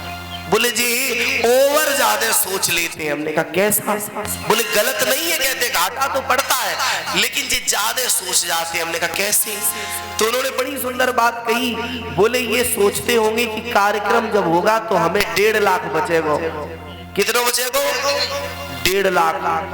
अब देव संयोग से इन्हें 1 लाख बच गया, और इन्होंने सोच रखा था 1.5 लाख, तो 50,000 का घाटा लग गया। हाँ, कभी कभार हम लोग भी होते हैं, खेत में आलू है, सोच लिया कितने की, बोले 5 लाख के होंगे, और धोखे से बिक गए 3 लाख के, तो 2 लाख का घाटा चिपक गया। तो हमें ये बात पसंद नहीं आई। हमने कहा गलत होगी। अगले कार्यक्रम में हमने इससे, वैसे बुद्धि तो नहीं है लेकिन लगाई थोड़ी बुद्धि, हमने देखा तो महाराज बात यही हुई, वो सोचे बैठे थे 80,000 बचेंगे, और बच गए महाराज 50,000, जबकि मुनाफा हो रहा, और फिर भी वो क्या कह रहे, 30,000 का पूरा खर्चा है। माता रानी इस बार बचा दे, 30,000 का घाटा पूरा हो जाए, और कुछ भी हो या ना हो। तो हमने कहा भैया ये सबसे बड़ी बीमारी है, ओवर थिंकिंग के चक्कर में क्यों वजन लेकर के डोल रहे हो। हुई है वही राम रची राखा, को कर तर्क बढ़ावे साखा। और महाराज अगर तुम कर कर के चिंता अपने तन को सुखा दोगे तो भी कुछ है व्यवहारो नहीं है, होएगो वही जो राम जी चाहेंगे। और तुम चिंता करो तो चिंता को करोगे तो तुम्हारी ये काया सूख जाएगी, और एक दिन जहां तुम 50 वर्ष चलोगे वहां तुम 20 ही में सीताराम है जावेगी, और तुम जिंदा हो तो सब कुछ काम बनेगा। और फिर उस चिंता को चिंतन से जोड़ दो, और जहां तुमने चिंता हटाई चिंतन जुड़ गया, वही मेरे गोविंद ने आकर के तुम्हें साध लेगा। प्यारे राजा ने कहा, बोले अंधतामृष है, किसी को भरोसा नहीं देना चाहिए। आगे रौरव नाम का नरक है, उससे आगे महारौरव नरक है। महाराज जी ने कहा, बोले रौरव नरक में कौन जावेगा? बोले रौरव नरक में वो जाता है प्यारे जो पराई बहन बेटियों पर कुदृष्टि डालता है। मेरी एक बात आप सभी को बुरी ना लगे, अगर तुम किसी बहन बेटी पर गलत दृष्टि डालोगे तो आपके घर की बहन बेटी पर गलत दृष्टि डालने के लिए कोई आ रहा होगा तत्क्षण में। तुम इस चक्कर में ना रहो कि मैं जो कर रहा हूं मुझे खुदा नहीं देख रहा है, लेकिन मेरे प्यारे तुम किसी के साथ गलत करोगे तो तुम्हारे घर में भी गलत होनो ही होनो है। आचार्य संत कहते हैं जैसे ही कहा बोले रौरव नरक में वो प्राणी जाएगा जिसे पराई बहन बेटियों से कुदृष्टि डालता है। आचार्य संत कहते हैं बोले महारौरव नरक में कौन जाएगा? बोले महारौरव नरक में वो प्राणी जाएगा जो घर में धर्मपत्नी होने के उपरांत सूकर और कुकर की तरह व्यवहार करता है। घर में सुंदर सी पत्नी है, अपनी पत्नी को छोड़ करके जो पराई बहन बेटी पर कुदृष्टि डालता है, ऐसे जीव को महारौरव नरक में जाना पड़ेगा। और महाराज एक बात मैं आपको बताऊं, दो चीजें लोगों को पराई बहुत अच्छी लगती हैं, कहने पर हम कभी चूकते ही नहीं हैं। एक दूसरे का काम और दूसरे की देवी जी। सच में नहीं तो अजमाना, तुम्हारी पत्नी कितनी भी सुंदर हो और पड़ोस वाले की चाहे कानी सी चौना हो, अपनी पत्नी की व्यवस्था करे नहीं चुक रही, और निरे गांव में ऐसे होंगे जो महाराज परायन के चक्कर में डोल रहे, और फिर उन्हीं का मखौटा देखो। ऐसे चाहे स्त्री हो चाहे पुरुष हो, ऐसे लोगों को महारौरव नरक में जाना पड़ेगा। वहां होगा क्या? वहां एक मल का बहुत बड़ा सरोवर होगा, उस सरोवर में उस जीव को जकड़ करके डाल दिया जाएगा, और फिर बाद में उसमें छोटे छोटे रुरु नाम के कीड़े होंगे, वो दौड़ दौड़ के आएंगे और उसे भक्षण करेंगे। और जब भी भूख लगेगी, जब प्यास लगेगी, तो प्यारे उसी को तुम्हें पीना भी पड़ेगा, उसी को खाना भी पड़ेगा। राजा परीक्षित का हृदय कंपायनमान भयो, और राजा ने कहा बोले प्रभु, मैं इन नरकों का वर्णन सुनकर ही मेरा हृदय कपने लगा। हे गुरुदेव, आप ऐसी करुणा करो कि मैं ये नरकों का वर्णन नहीं श्रवण करना चाहता। मुझे चाहिए कि मैं नरकों का वर्णन न श्रवण करूं, मैं तो भगवान के भक्तों का चरित्र श्रवण करूं। अरे जब आप जैसा सामर्थ सदगुरु मिल गए हो मोकू, सामर्थ सदगुरु को मैंने पा लिया, और फिर भी क्या मुझे नरक में जाना पड़ेगा? मैं तो कदापि नरक में नहीं जाऊंगा। शुकाचार्य ने कहा राजन, इन नरकों की यातना सुनकर के जब तुम्हें इतना भय उत्पन्न है रहे हो, तो सोचो जब इस नरक की यातना जो भोगेगा वो वाकई कितनी वेदना होगी। इन नरकों में जो जाएगा, उसी समय राजा श्री परीक्षित ने कहा बोले प्रभु एक बात बताऊं? बोले हाँ। बोले जीवन में यदि डर बना रहेगा, हमें ये याद रहेगा कि इस नरक में जाने से यातनाएं मिलेंगी, तो फिर कभी भी हम गलत काम नहीं करेंगे। जीवन में यदि कोई भी कर्म करो और उस समय एक ही बात सोचो कि इस समय यदि मेरी मृत्यु है गई तो वो पुण्य होगा या पाप होगा। अगर तुलसी या संसार में याद राखियो दोए, कोई भी कर्म करो, दो चीजें हमेशा याद रखना, एक तो नारायण और एक मृत्यु, दो को याद रखना, तो कभी भी आप गलत कार्य नहीं कर सकते हैं। लेकिन ये जीव जो है ना प्यारे, ये नारायण को भी भूल जाता है और मृत्यु को तो भूला ही बैठा है। मृत्यु तो इसलिए भूल करके बैठ गया, बोले अब मृत्यु को क्या करना, मृत्यु आवेगी नहीं संसार में। आचार्य संत कहते हैं इधर पंचम स्कंद में मेरे प्यारे नरकों का वर्णन हुआ। षष्ठम स्कंद में पहले ही पृष्ठ पे महाराज अजामिल चरित्र की कथा आई। अजामिल ने किसी और का नाम नहीं लिया, और ये कथा कहीं दूर की नहीं है, ये आपके कन्नौज की है। हाँ, बताओ तुम लोग कितने बड़भागी हैं, क्योंकि भागवत में जिस ग्रंथ में आप भागवत जैसे पवित्र ग्रंथ में आपके कस्बे का, आपके जिले का नाम आए, आप समझ के देखो आप कितने बड़े पुण्य के भागी होंगे। आप लोग वास्तविक संत हैं। और हम ये बात हर जगह निवेदन करते हैं कि महाराज कन्नौज नगरी तो वैसे ही पवित्र नगरी है। कन्नौज का इत्र फेमस है, ठाकुर जी नित्य लगा में। कई दुनिया में चले जाओ, एक बार कह के देखो, बोले हम इत्र नगरी से आए, बोले अच्छा। कन्नौज का पुराना नाम पहले कान कुब्ज कहते थे, अब उसे कन्नौज कहने लगे, प्रथा बदली। तो इसमें से एक विप्र परिवार में जन्मा हुआ अजामिल नाम के विप्र हुए। अजामिल पहले गलत नहीं थे। अजामिल जैसा शतकर्मी नेकपाल साहब पहले कोई था ही नहीं। त्रिकाल संध्या करने वाला था। और विप्र के जीवन में संध्या का बहुत महत्व है। वैसे सभी के जीवन में है, ज्यादा नहीं हो सके तो कम से कम 2 टाइम भगवान के सामने बैठ करके जरूर बैठना चाहिए। पूरे दिन काम करो, सब कुछ करो, लेकिन 2 टाइम भगवान के सामने बैठो। और उस समय एक प्रश्न अपने घट में डालो अंदर कि मैं कौन हूं। यथासु ब्रह्म जिज्ञासु, ब्रह्म की जिज्ञासा करो। ब्रह्म की जिज्ञासा करने वाले जीव को सबसे पहले अपनी खोज करनी चाहिए, है ना। जब हमें अपनी खोज होगी तभी तो हम परमात्मा की खोज करेंगे। और आज का ये मानव है, ये भगवान को खोजने में लगा है, लेकिन अपनी खोज नहीं कर पाई। बोले कहां? बोले बद्रीनाथ जाएंगे।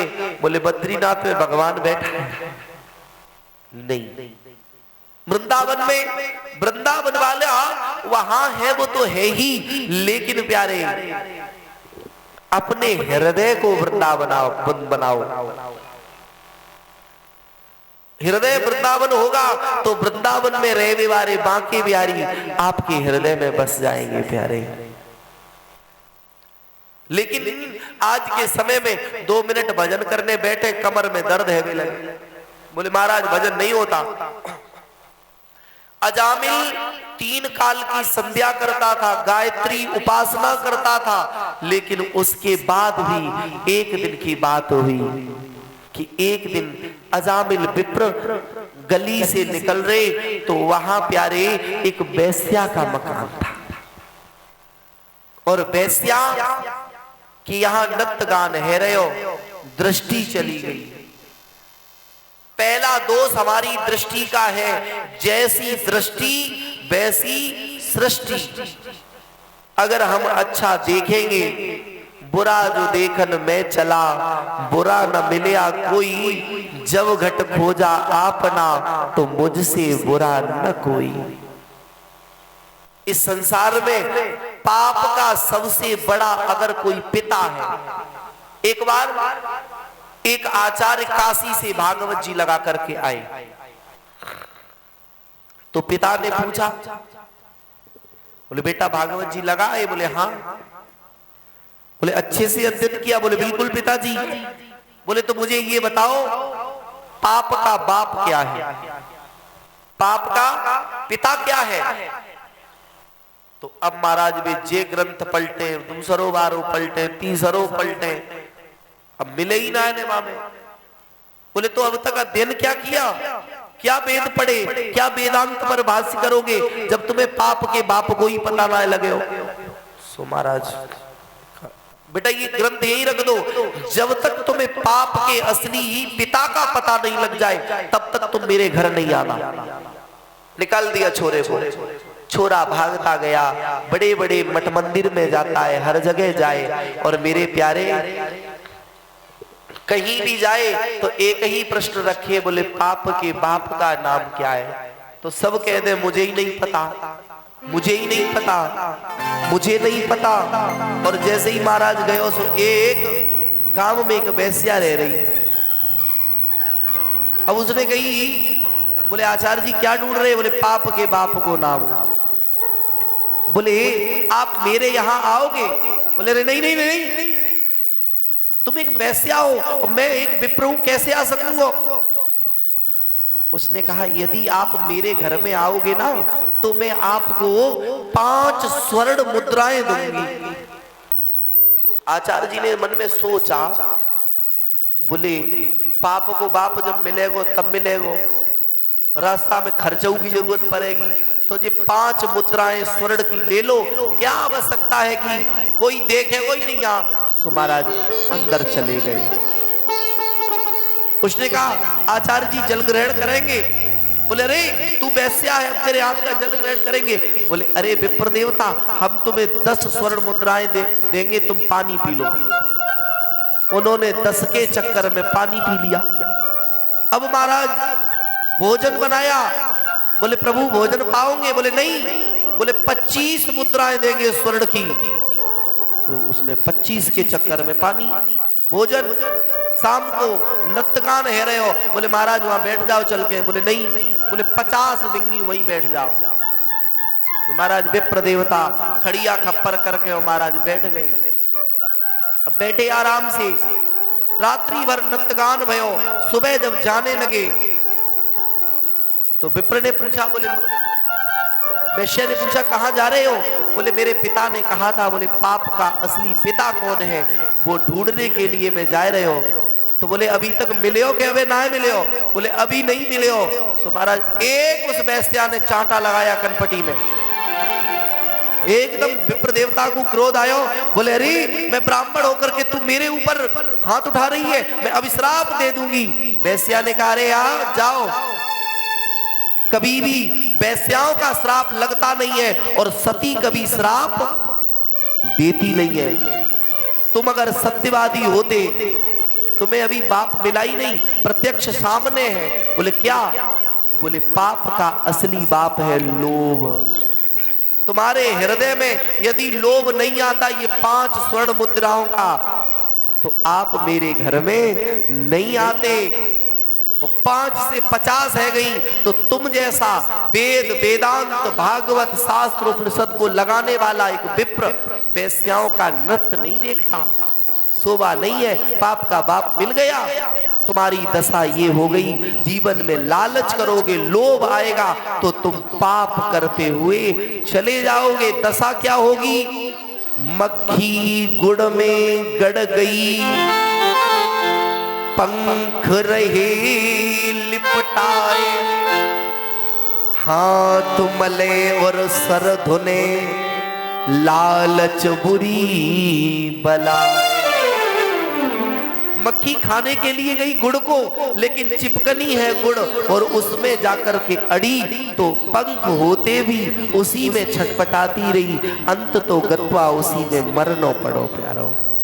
यही विप्र देवता के साथ में हुआ।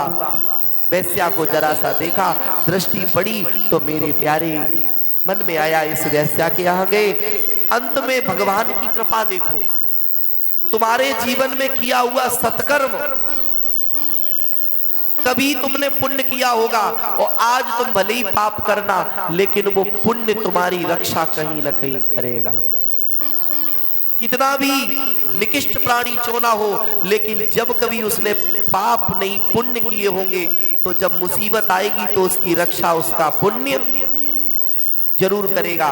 तब लोग कहेंगे, बोले भैया तेरे पुण्य की जल पाताल हरी, पुण्य की जड़ पाताल हरी। और जब पुण्य की जल पाताल में है तो पाप की जड़ 2 जगह होगी, या तो पाप की जल अस्पताल हरी, पाप की जड़ जेल में हरी, पाप की जड़ ठेका पे हरी। अब विचार करो पुण्य है या पाप है, ये हम लोगों के जीवन की घटनाएं हैं। विप्र देवता पर कृपा हुई, क्योंकि त्रिकाल संध्या करते रहे ना विप्र देवता, तो ऐसी करुणा हुई महाराज कि एक दिन पथभ्रष्ट हो गए थे, बिल्कुल वैश्यागामी हो गए, लेकिन संतों की मंडली आ गई। उन्होंने कहा, बोले कोई विप्र है इस गांव में? बोले हाँ। और मेरे प्यारे विप्र में एक ही बोले अजामिल विप्र देवता है। संतगण पधारे, विप्र थे नहीं। पत्नी ने कहा प्रणाम महाराज जी। बोले अखंड सौभाग्यवती भव। बोले बताओ, बोले क्या वेश्या के हाथ का जल पी लोगे? बोले नहीं। और जो संत होते हैं ना, ये किसी की जात नहीं पूछते हैं, और जाति तो किसी की पूछनी ही नहीं चाहिए। सबसे पहले बाकी ये स्वभाव देख लेना चाहिए कि जाको स्वभाव का है। जीवन में एक सिद्धांत रखना कि जो राम का है वो मेरा है, और जो राम का नहीं है वो मेरा नहीं है। विचार करके देखना, जाति क्षत्रिय है और महाराज कर्म उसके अगर बिगड़े हुए हैं, कोई संत आए, कोई विप्र आए, विप्र चाहे भले ही कुछ ना करे, विप्र चाहे कितना भी बड़ा निष्कृष्ट हो, लेकिन फिर भी मेरे प्यारे एक बात कभी नहीं भूलनी चाहिए कि ये विप्र है। विप्र विश्व वंदनीय है, क्योंकि विप्र जितना त्याग न तो कोई कर सकता है और न कोई करेगा। इस समाज को सबसे ज्यादा जो दिशा और दशा दोनों सुधारने में विप्र की अहम भूमिका रहती है बंधुओं। कभी भी आप सत्यनारायण की कथा कराते होंगे तो उस समय उसमें एक ही आएगी, कहीं भी लिखी होगी, बोले एक निर्धन विप्र की कथा, है ना? कभी लिखा धनाढ़ व्यक्ति की कथा, धनाढ़ विप्र कभी नहीं हो सकता। विप्र क्या ले जाता है? विप्र हमारे यहाँ आते हैं पूजा पाठ करने के लिए, हम लोग 100, 200, 500 रुपए उन्हें देते हैं, जाप करके, और बेचारे अपने पुण्य तुम्हें दे जाते हैं, और हम लोग फिर भी सब कुछ करेंगे, लेकिन विप्र को देते समय ऐसा मुंह बनाएंगे जैसा सड़ा हुआ बैगन का भरता होगा। समाज को विप्र ने दशा दी। विप्र कुछ भी ना करे, संतों ने कहा अरे कोई बात नहीं, जब तुम्हें एक विप्र ने अपना लिया तो जाओ बेटी, मैंने तुम्हें मुख से बेटी कह दिया है, अब मैं तुम्हारा धर्म का पिता हूं। सुधरे को तो दुनिया सुधार सकती है, जो बिगड़े को सुधार दे उसी को संत कहते हैं मेरे प्यारे। सुधरा है उसे क्या सुधारना है? जो बिगड़े हुए को उठा करके मार्ग पर ला करके खड़ा कर दे, सच्चे संत और सदगुरु की पहचान यही है। सब लोग प्रीत नहीं करते हैं, सब अच्छे अच्छे दोस्त बनाना चाहते हैं, और महाराज संत जो होते हैं वो हमेशा बेकार लोगों को ही बनाते हैं। अब यहाँ ऐसे नहीं, ऐसे समझ लो महाराज, हम लोग भी ऐसा करते हैं कि कभी कभार जब जाते हैं ना भागवत जी कहीं सुनने के लिए, हाँ, तो क्या करते हैं, ठेली पे जाते हैं केला सेब लेने के लिए, जाते हैं, कै रुपए किलो? बोले ये 100 रुपए, ये 80 रुपए, ये 40 रुपया, बोले चढ़ाए हुए वारे दे दो। अब इसे ऐसे नहीं समझे, बात आप तक बिल्कुल हृदय में रख दूंगा। सिद्धांत हम लोग अपने हिसाब से बनाते हो, बिगाड़ लेते हैं। कैसे? जैसे चाय पी रहे हो और चाय में मक्खी गिर जाए तो क्या करोगे? चाय को फेंकोगे, फेंकोगे कि नहीं? किसे फेंकोगे? चाय को। अब ध्यान देना, घी आप लेकर के आए और घी में मक्खी गिर जाए तो फिर क्या करोगे? बदल गए सिद्धांत, फिर मक्खी को फेंक दोगे, फिर घी फेंको। अगर सिद्धांत है तो फिर सिद्धांत नहीं है। अब विचार करना, घर में खाओगे 700 रुपए वाला घी और घर में हवन कराओगे तो क्या कहोगे? दुकान पे पूजा वाला घी दे दो। काफी लोग कहते हैं पूजा वाला। अब पूजा वाला घी कौन सा महाराज? 150, 300, 600, जो 700 रुपए किलो घी है, और महाराज तुम ले रहे 200 रुपए वाला। तो भगवान भी कहता चिंता नहीं करो, हमारे पास भी फलों की व्यवस्था वैसी है, कराओ तुम हवन। जबकि हवन की सामग्री का नियम है ना महाराज, अपने घर में करो। कोई भी चीज हो, हमारे पूज्य गुरुदेव जब यज्ञ करते हैं ना, तो जितनी भी सामग्री आएगी सबसे पहले मेरे आश्रम पर धुली जाएगी सामग्री। पहले जल में धुलो, उसके बाद सूखने डालो और उसके बाद यज्ञ करो। क्योंकि न जाने आप कभी पैकेट वाली सामग्री लेके आना, और मेरी बात का भरोसा नहीं है तो देखना जरूर, कभी कभार उसमें बार ऐसे पत्ते आएंगे जो उड़ जाएंगे। उसमें कभी पन्नी भरी, कभी क्यों पैकिंग हो रही है ना, लातों से लोग चल रहे हैं। हमारे यहाँ शुद्धि होगी तो हमारी बुद्धि अच्छी होगी। यज्ञ का महत्व है वातावरण शुद्ध हो, और वातावरण शुद्ध तब होगा जब प्यारे शुद्धता से हवन होगा। हवन करने के बाद तो ऐसा लगना चाहिए कि यहाँ हवन हुआ। यहाँ तक मेरे आश्रम का नियम है प्यारे कि मेरे पूज्य गुरुदेव भगवान के यहाँ चीनी भी अगर पड़ती है उसमें, तो वो भी चीनी भी जल से चींटे लगाने के बाद उसे भी पानी में डाला जाता है। कभी भी मेरे गुरुदेव का नियम है कि मेरे गुरुदेव के यहाँ नित्य अग्निहोत्र चलता है। और जो दास ने जाना आचार्य विप्रों से, क्योंकि यदि हमारे गुरुदेव ने दास को दिखाया नहीं हो तो दास आपके सामने कह नहीं सकता। और एक बात से आप अचंभित रह जाएंगे, मेरे गुरुदेव के गुरुदेव मेरे पूज्य दादा गुरुदेव भगवान, जिनकी अवस्था आज इस समय 122 वर्ष है, और अभी है ऐसा नहीं कि गए, नहीं, अभी भी 8 घंटे में पूरी रामचरितमानस कर देते हैं।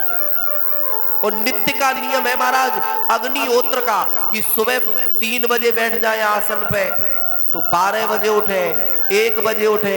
एक आसन पर बैठ जाएंगे तो यूं ही बैठे रहेंगे, अग्निहोत्र चलता रहेगा नित्य। भरोसा नहीं है तो कोई चीज वैसा नहीं कि अब आपसे कह दिया हेडिंग डाल दिया आंसर छोड़ दें, नहीं। कभी भी प्रयागराज जाना,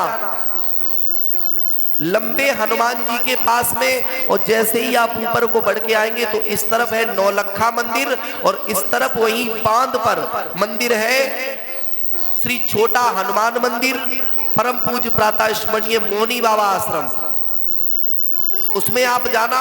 वैसे तो मेरे दादा गुरुदेव के कई एक आश्रम है, हो सके अगर आपके नसीब में होंगे तो वो आश्रम पर अवश्य में वो मिलेंगे।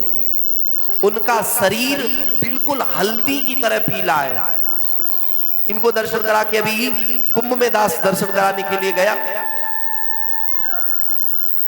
और उनका नियम है महाराज कभी आपसे कोई बात कहते नहीं है। आप जाओ सामने, क्योंकि आजकल जो 2 माला नेक कर लेंगे वे झाड़ा फूकी के चक्कर में लग गए, तावीज बनाएंगे, गड़ा बन, लेकिन नहीं, आप सामने जाओ, बैठे रहो। और कथा है रही कुंभ में, तो महाराज हम लोग तो इतना साज संगीत लेके चल रहे हैं, जहां की ये प्रपंच वो प्रपंच, तब महाराज इतनी भीड़ नहीं जुटा सकते। पूरे कुंभ की मैं बात कर रहा हूं, जिस समय पूज्य दादा गुरुदेव भगवान भक्तमाल की कथा कर रहे थे, एक माइक मात्र, एक माइक से कथा है रही, और भीड़ महाराज कम से कम 3000, और जबकि कोई संगीत नहीं। इतना उनके शरीर में आज भी क्या कहते हैं, बोले बेटा अगर कसौटी नहीं करोगे तो राम जी की रोटी खाते और राम जी डंडियाए देंगे। दक्षिणा अगर उनके पास रखो तो सीधा कहते, बोले अरे दक्षिणा की मोकू का आवश्यकता, तू गृहस्थी में तो को जरूरत, बाबा बन गए अब का दक्षिणा करेंगे, जे आश्रम वाश्रम है देखो और संभालो, हमें क्या करना। कहने का आशय मेरा है, उनकी बात मैं इसलिए रख रहा हूं कि वो जीवन भर तपे हैं। आज के समय 60 वर्ष के बाद स्थितियां डमाडोल है जामे, और वो आज भी नित्य का नियम है 5 से 7 घंटे तक अग्नि के पास बैठ करके अग्निहोत्र करते हैं। शरीर कसौटी से चलता है, और वो सीधा कहते हैं, बोले बेटा विप्र का तेज जो है, विप्र की जो पराकाष्ठा है वो उसकी तपस्या सिद्ध करती है। शरीर सुंदर है ये काम नहीं करेगा, भजन कितना तुमने किया है ये काम करेगा। आचार्य संत ने कृपा कर दी, शाम को विप्र देवता आए, पत्नी ने कहा, बोले अरे स्वामी हमारे यहाँ कई एक विप्र देवता संत पधारे। जैसे ही सुना तो जिसने मेरे प्यारे एक बार उस राम नाम को चख लिया है, भले ही वो नास्तिक हो जाए लेकिन उसके मन में दर्द जरूर रहेगा।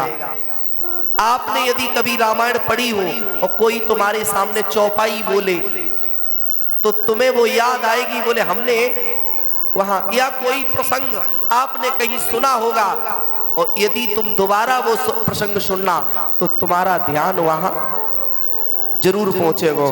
तो मेरे प्यारे विप्र देवता ने प्रसाद पायो, संतों ने, संतन ने कही, बोले अरे भैया, बोले हाँ, बोले इस विप्र के घर को प्रसाद पायो है, तो इसके नमक की हलाली ना करो, या के नमक की हराम है जा। कभी भी भोजन प्रसाद पाओ तो किसी को राम रस हाथ पे नहीं देना, है ना। अक्सर करके कोई जब भोजन पाता है वो कहते हैं जा मैं राम रस ना ले, राम रस बोलते हैं नमक, नमक नहीं है तो ऐसो हाथ कर दे और वो सट सो दर दे। कभी भी नमक को हाथ पर नहीं देना चाहिए। क्यों? क्योंकि नमक अगर तुमने हाथ में दे दिया मेरे प्यारे, तो नमक हराम नहीं होना चाहिए, नमक हलाल हो जाओ फिर उसके साथ। नमक देना मानो अपनी जिंदगी किसी के हाथ में सौंपा देना। कभी भी नमक किसी के हाथ में नहीं देना। पहले के योग्य संत होते थे, किसी के यहां नमक नहीं पाते थे। आज भी आप मेरी बात नहीं माने तो कभी चित्रकूट आकर के देखना। चित्रकूट धाम में पूज्य गुरुदेव भगवान की कृपा हुई तो दास 2019 से कथा करने जा रहा है उस क्षेत्र में। जब दास पहली बार कथा करवे गयो तो वहां प्रसाद बने तो वहां में राम रस डारियो ही नहीं गयो। अब हमने वो प्रसाद पायो बिल्कुल बेसो। अब हमने कहा, और मेरी आदत है कि हम जहां जाते हैं वहां के लोगों से अवश्य मिलते हैं, क्योंकि न जाने वहां के कोई ऐसे तत्व हमें मिल जाए, ऐसी कोई न कोई सत्य घटना मिल जाए जिसको शायद हम ग्रंथों में न पा पाए। जैसे अब उन संत जी ने, छोराओं ने तो कुछ बताया नहीं, एक बड़े बूढ़े बाबा थे, उन्होंने हमें बताया, बोले महाराज जी हमारे यहाँ ये परंपरा है कि किसी अतिथि को, किसी संत को हम रामरस नहीं पवाते हैं। बोले ऐसा क्यों नहीं पवाते हो? तो उनका भाव है, ये हमने पढ़ा कहीं नहीं है, कोई अगर प्रमाण मांगे तो प्रमाण नहीं है मेरे पास, लेकिन भाव था कि जिस समय राम जी वनवास में आए, और आप सभी ये बात जानते हैं कि वनवास का अधिकतर समय प्रभु ने चित्रकूट में दिया, और जिस समय चित्रकूट में घूमते हुए जहां आज रैपुरा गांव वहां बसा हुआ है, उसी रैपुरा गांव में एक पत्थर है जिस पर बैठ करके भगवान को भोजन उन कूल भीलों ने पवाया। कोल भीलों से जिस समय भगवान मिले, निषादों से, निषाद जाति की उत्पत्ति कल मैंने वर्णन किया था कि पृथु की जंगा से निकले थे। तो मेरे प्यारे निषाद जब सामने आए तो उनसे भगवान ने पूछा, बोले आप लोग सेवा क्या करते हैं? तो उन्होंने कहा मेरी एक सेवा है। बोले क्या? नाथ हमारी यही सेवकाई, लेत न बासन बसन चुराई। मेरे यहाँ कोई आए तो हम चोरी कर लेते हैं, उसके वस्त्र चोर लेते हैं, उसके बर्तनों को चुरा लेते हैं। तो राम जी ने कहा सबसे अच्छी बात हो गई। बोले क्या? बोले मेरे पास वस्त्र भी नहीं है और कोई बर्तन भी नहीं है, तो मेरा क्या चुराओगे? तो भोले भाले उन कोल भीलों ने कहा, बोले प्रभु आपके पास कुछ नहीं है, लेकिन एक चीज तो है। बोले क्या? बोले आपका विशुद्ध प्रेम, आपकी विशुद्ध मर्यादा, आपकी मर्यादा की चोरी हम करना चाहते हैं। यदि आप करो तो आपके प्रेम की चोरी चाहते हैं। इसी बात पर मेरे राम जी रीझ गए और राम जी ने कहा कि हे कोल भीलो, आज के बाद हम तुम्हारे यहाँ सबसे ज्यादा समय देंगे। आप कहीं भी जाना, छल कपट मिलेगा तुम्हें, लेकिन प्यारे चित्रकूट में जाकर के देखना, चित्रकूट में चित्त की चंचलता नहीं है। वहां पर सरल लोग हैं, इतने सरल लोग हैं कि महाराज मैं अपनी वाणी से बखान नहीं कर सकता। आज भी उस क्षेत्र की इतनी सरलता है। कोई विप्र, कोई संत पहुंच जाए, 85-85, 90-90 साल के बूढ़े बाबा, और चाहे उन्हें इससे मतलब नहीं है कि ये नाल, ये ऐसे भगवान जैसे आदर। और वो एक ही बात कहते हैं कि कोई जब राम नामी तिलक लगा के आता है, मुझे लगता है मेरे राम जी आ गए। एक दिन उस निषाद राज के किसी परिवारी जन ने अपने यहाँ परमात्मा, कभी उस समय भगवान ने किसी के यहाँ का भोजन नहीं पाया था, गांव में भगवान प्रवेश नहीं हुए थे, तो वहां भोजन बनाया, फल कंदमूल फल परमात्मा पाते थे। तो एक दिन कहा, बोले प्रभु ने कहा कि मुझे प्रसाद पाने की इच्छा हो रही है। तो महाराज कामदानाथ जी से थोड़ा आगे 12 किलोमीटर दूरी पर कामदवन है, जिसे अनुसुईया जी का आश्रम कहते हैं। वहीं से थोड़ा पीछे हनुमान धारा से पीछे, जब हनुमान धारा की तरफ जाएंगे आप कामदानाथ जी से, तो देव अंगना एक जगह है, वहां पर महाराज जब प्रसाद बनाया गयो, सुबह में राम रस ज्यादा है। और राम जी जैसे संकोची ठाकुर जी होते तो एक बार कह भी देते, राम जी जितना संकोच कोई नहीं करता। सो राम जी ने महाराज उसमें से ग्रास पाया। और जब ज्यादा राम रस होए ना, आदमी कह नहीं सकेगा, लेकिन बाको चेहरा बतावे वो। सो महाराज राम जी का चेहरे पे झुर्रियां आ गई, कोल भील डर गए। कोल भीलों ने कहा, अरे प्रभु ये क्या हुआ? राम जी ने कहा, नहीं कुछ नहीं हुआ। बोले नहीं कुछ तो हुआ। बोले सब्जी में थोड़े साग प्रसाद में राम रस है गयो। कोल भीलों ने नियम बना लिया, बोले प्रभु आज के बाद कोई भी संत, कोई भी अतिथि आएगा, हम उसे राम रस नहीं पवा सकते, अपने हाथ से अलग रख देंगे। वो भले ही उसमें से चाहे जितना डाले और चाहे जितना पाए, लेकिन उसे कभी राम रस नहीं देंगे। राम जी ने कहा, ऐसा क्यों? सो राम जी ने धोखे से हाथ कर दिया राम रस के लिए। उसी समय उन्होंने कहा, बोले प्रभु मेरी जिंदगी तो आपकी वैसे भी है, हम आपके हाथ पर राम रस रख रहे हैं। हम बड़भागी हैं जो मेरा राम रस आपके हाथ में जा रहा है, हे प्रभु। उसी समय मेरे राम जी ने कहा, बोले हे कोल भीलो, जीवन में युगों तक तुमने तो मुझे एक बार राम रस दिया, लेकिन आज से मैं इस नमक का नाम राम रस रख दूंगा। पहले नमक को राम रस नहीं कहते थे, पहले नमक को नमक ही बोलते थे। लेकिन जिस दिन से कोल भीलों ने राम जी के हाथ पे रखा, उसी दिन से राम जी ने कहा कि इस नमक को आज के बाद कोई वैष्णव होगा, कोई संत होगा, तो कभी नमक नहीं कहेगा, उसे राम रस ही बोलेगा। और जिसके जीवन में राम रस हो जाएगा, श्याम रस हो जाएगा, फिर उसे जगत के किसी भी विषय का रस अच्छा नहीं लगेगा। क्योंकि ऐसे रसकू का पीनो, फिर तो वही स्थिति हो जाएगी कि महाराज कच्ची पियोगे तो कच्ची बात, पक्की पियोगे तो पक्की बात, उतर जावेगी तो फिर वो पुरानी वाली बात जो सुबह अति सोई वारी। इससे अच्छा जीवन में यदि है तो राम के रस को पियो। संत ने कृपा कर दी, रात भर सत्संग किया। संत किसी के यहाँ भोजन पाते हैं, जल पीते हैं, तो उसके यहाँ भजन भी करते हैं। कभी भी किसी के यहाँ भोजन पाओगे तो प्यारे उसके तुम्हारे जीवन के किए हुए पुण्य उसे मिलेंगे। और हम लोग पुण्य कर भी नहीं पाते हैं, तभी तो ये हम लोगों की दशाएं हैं। पहले सभी को भगवान मिल जाते थे, अब आज महाराज हम 9 दिन व्रत हैं और पड़ोसिन के घर चाय चटका रहे।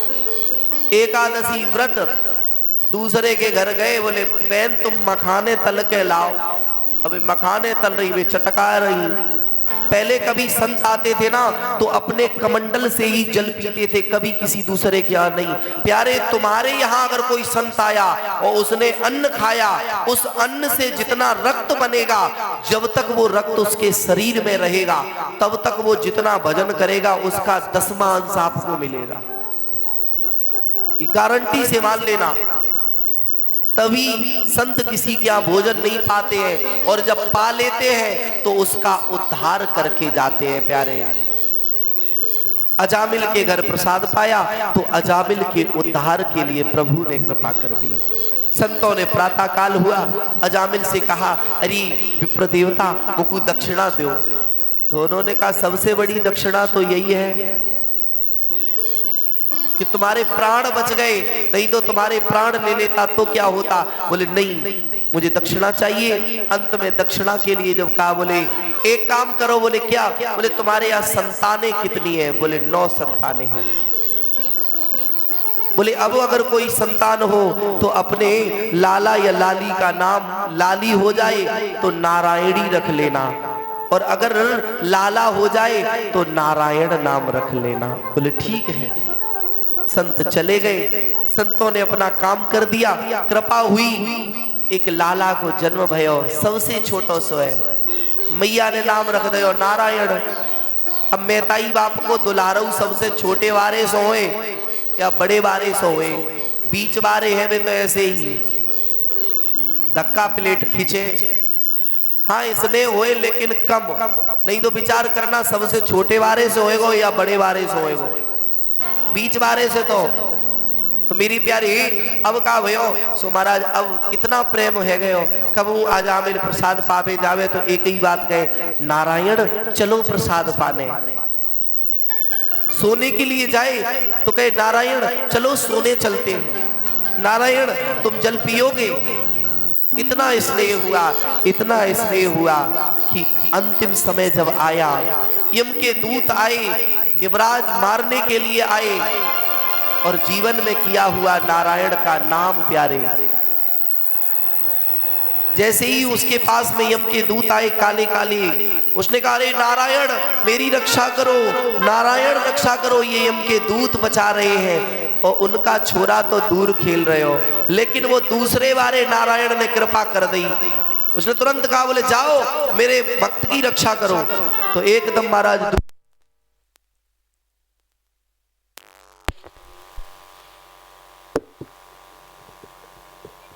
जय जय राधा रमन हरि बोल, जय जय राधा रमन हरि बोल, जय जय राधा रमन हरि बोल, जय जय राधा रमन हरि बोल, जय जय राधा रमण हरि बोल, जय जय राधा रमण हरि बोल।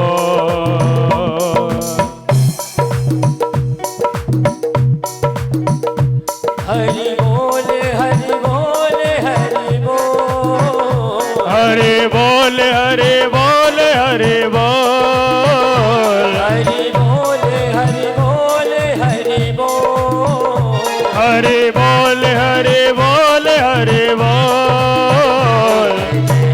राधा रमण हरि बोल, जय जय राधा रमण हरि बोल, जय जय राधा रमण हरि बोल, जय जय राधा रमण हरि बोल, हरि बोल।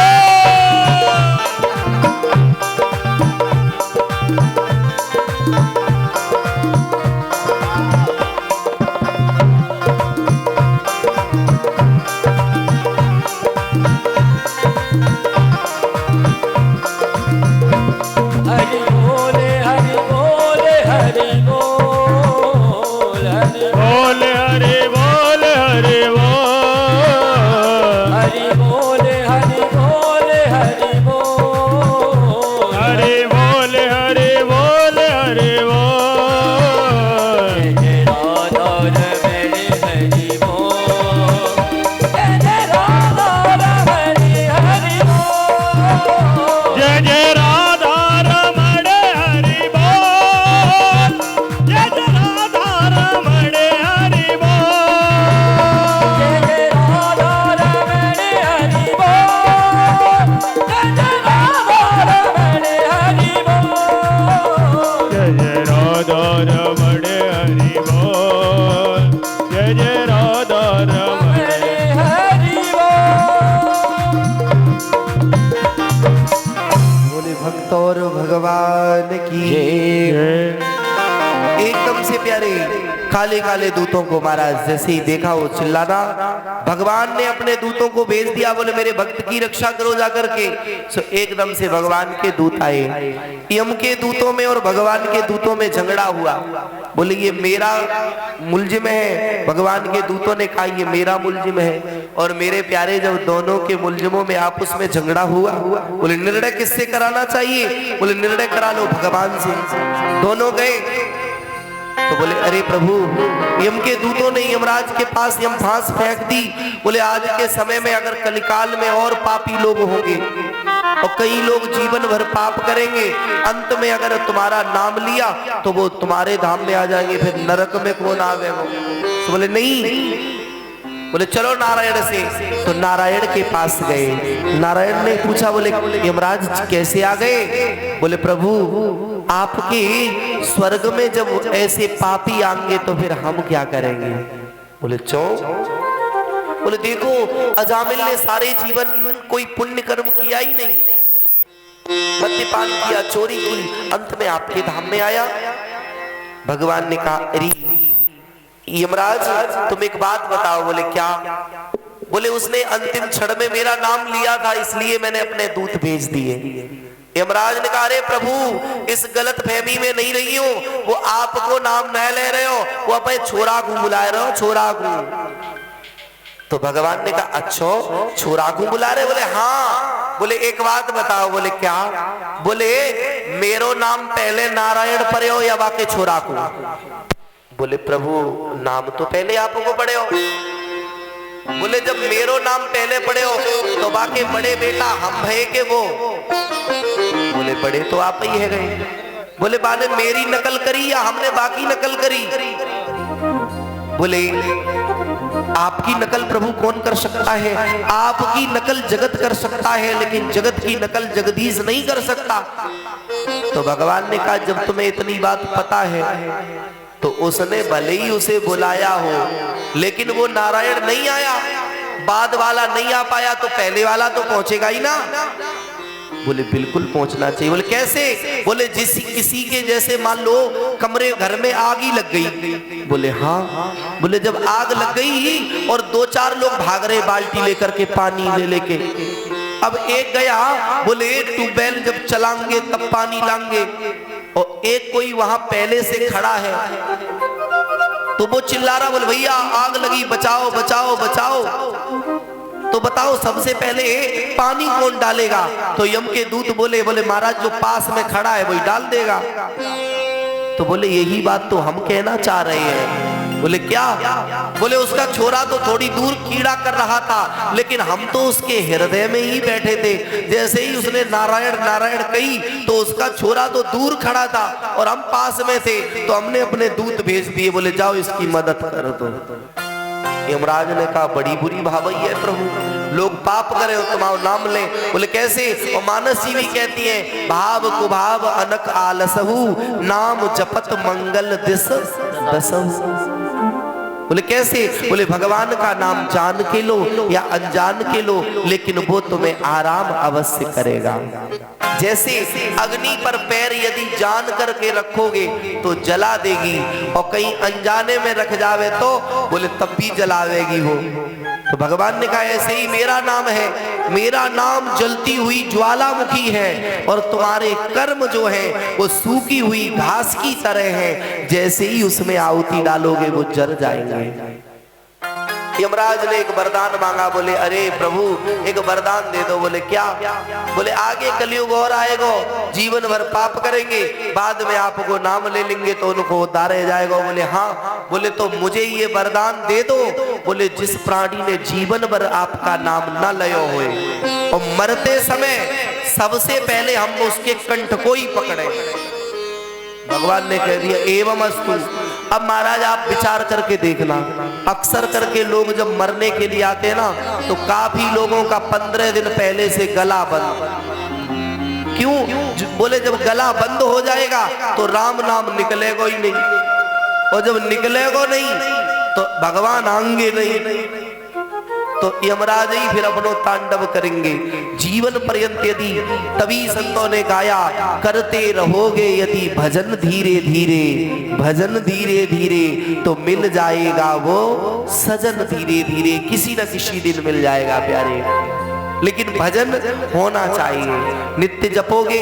मानस जी कहती हैं कि यदि नाम की महिमा आप जानोगे प्यारे, और जिस दिन उस नाम की स्वाद को आप जान लोगे, उस दिन नाम महिमा। ये अजामिल चरित्र की कथा जब राजा परीक्षित को श्रवण कराई, इसका आशय है कि जीव को हर स्थिति में, हर परिस्थिति में भगवान के नाम का स्मरण रखना चाहिए। कहीं भी जाए तो राम शब्द आगे ले लें, चाहे राम कहो, चाहे श्याम कहो, चाहे कृष्ण कहो, माधव कहो, मुरारी कहो, जो मन में आए वो कहो। लेकिन प्यारे सबसे सुंदर ये नाम है। संत गाते भी हैं, जग में सुंदर है दो नाम, चाहे राम कहो या श्याम, दोनों ही सुंदर नाम हैं। आगे प्यारे अदिति के वंश की वर्णन की कथा, कश्यप ऋषि के 13 पत्नियों का वर्णन है। धर्म के चंद्रमा की 13 पत्नियों का और उसके वंश का वर्णन है। अदिति के वंश का वर्णन है। आगे वृत्तासुर उपाख्यान आता है। वृत्तासुर का उपाख्यान के पश्चात वृत्तासुर के पूर्व जन्म की कथा आती है। इधर दिति और अदिति के वंश में कश्यप महाराज के यहाँ 13 पत्नियां हैं। कितनी पत्नियां हैं? 13। पद्म पुराण के अनुसार 13 पत्नियां हैं। पद्म पुराण के सृष्टि खंड को पढ़ेंगे तो उसमें कश्यप ऋषि की 13 पत्नियों का विवरण है। लेकिन भागवत जी में मूल रूप से 4 का ही विवरण दिया गया, जिसमें दिति और अदिति, कद्रु और बिनता नाम की कन्याएं हैं। वैसे सब 5:30 बज गए। कितने बज गए? 5:30 बज गए। क्या आदेश है अध्यक्ष महोदय? अब ये दूर से आए हैं, ये जाएंगे भी। और कन्नौज वाले सब लोगों से निवेदन है, चतुर्वेदी भैया जी से भी निवेदन है, बोला भैया आपसे भी, शुक्ला भैया से निवेदन है, आज तो आप अपनी मर्जी से आई हो, है ना शुक्ला जी, आज अपनी मर्जी से आई हो, लेकिन कल का निमंत्रण मेरी तरफ से है। कल शाम को आना है, दिन में नहीं। रात्रि में लाला को प्रादुर्भाव होएगो, कहीं दिन में जे काम बारे सो में और रात्रि में जे लोग आमे ये काम की उल्टी कह रही। तो रात्रि में कल जरूर पधारी हो। कल हम दिन में आपके आएंगे, चिंता नहीं करना, दिन में आएंगे 1 घंटे के लिए। वैसे ज्यादा तो समय नहीं है, दिन में आएंगे 1 घंटे के लिए, और रात्रि में आप आना पड़ेगा। और मैया जी से निवेदन है कि मैया जी नई बारी बहू को लेके आई हो। हाँ, ठाकुर जी को सूरत मूरत उनकी दिखाई हो। बोले भक्त वत्सल भगवान की जय, बांके बिहारी लाल की जय हो। आप सभी पधारे उसके लिए।